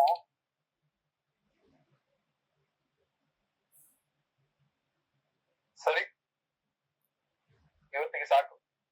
ನಾನು ಇನ್ನು ಊಟ ಮಾಡ್ಬೇಕು. ಟೈಮ್ ಹೋಗ್ತಾನೆ ఓపెనే ఉంది. అందుకే రేపు సాయంత్రం కొద్దిగా తొందరగా స్టార్ట్ చేస్తే ఇలాంటి క్వశ్చన్స్ అన్ని ఇప్పుడు చూడు ఇన్ని అడిగినారు, ಇಷ್ಟೆಲ್ಲ ಕೇಳಿ. ಇದನ್ನೇ ನೀವು ಫ್ರೀ ಆಗಿದ್ದಾಗ ನಿಮ್ ತಲೆಗೆ ಏನೋ ಕ್ವಶನ್ಸ್ ಬರ್ತಾ ಇರ್ತದೆ, ಅದನ್ನ ಗ್ರೂಪ್ ಅಲ್ಲಿ ಹಾಕ್ಬಿಟ್ರಿ ಅಂತ ಹೇಳೋದು. ಇದಕ್ಕೆ ಹೇಳ್ತಾ ನೋಡೋಣ. ನಾಳೆ 9 o'clock ಸ್ಟಾರ್ಟ್ ಮಾಡೋದು. ವಾರದಲ್ಲಿ ಒಂದು ದಿವಸ ಕ್ವಶನ್ ಅದ. ನಾಳೆ ಕ್ವಶನ್ ಇಟ್ಕೊಂಡ್ಬಿಡೋ ಬರ್ತಾ ಮಂಗಳಾಷ್ಟಗಳನ್ನು ಮುಂದುವರಿದೆ. ಅಲ್ಲ ಈ ಕ್ವಶನ್ ಅವರೆಲ್ಲ ಅಪ್ಲೋಡ್ ಮಾಡ್ಲೆ ಈ ಕ್ವಶನ್ ಅವ್ರು ಬ್ಯಾಡ.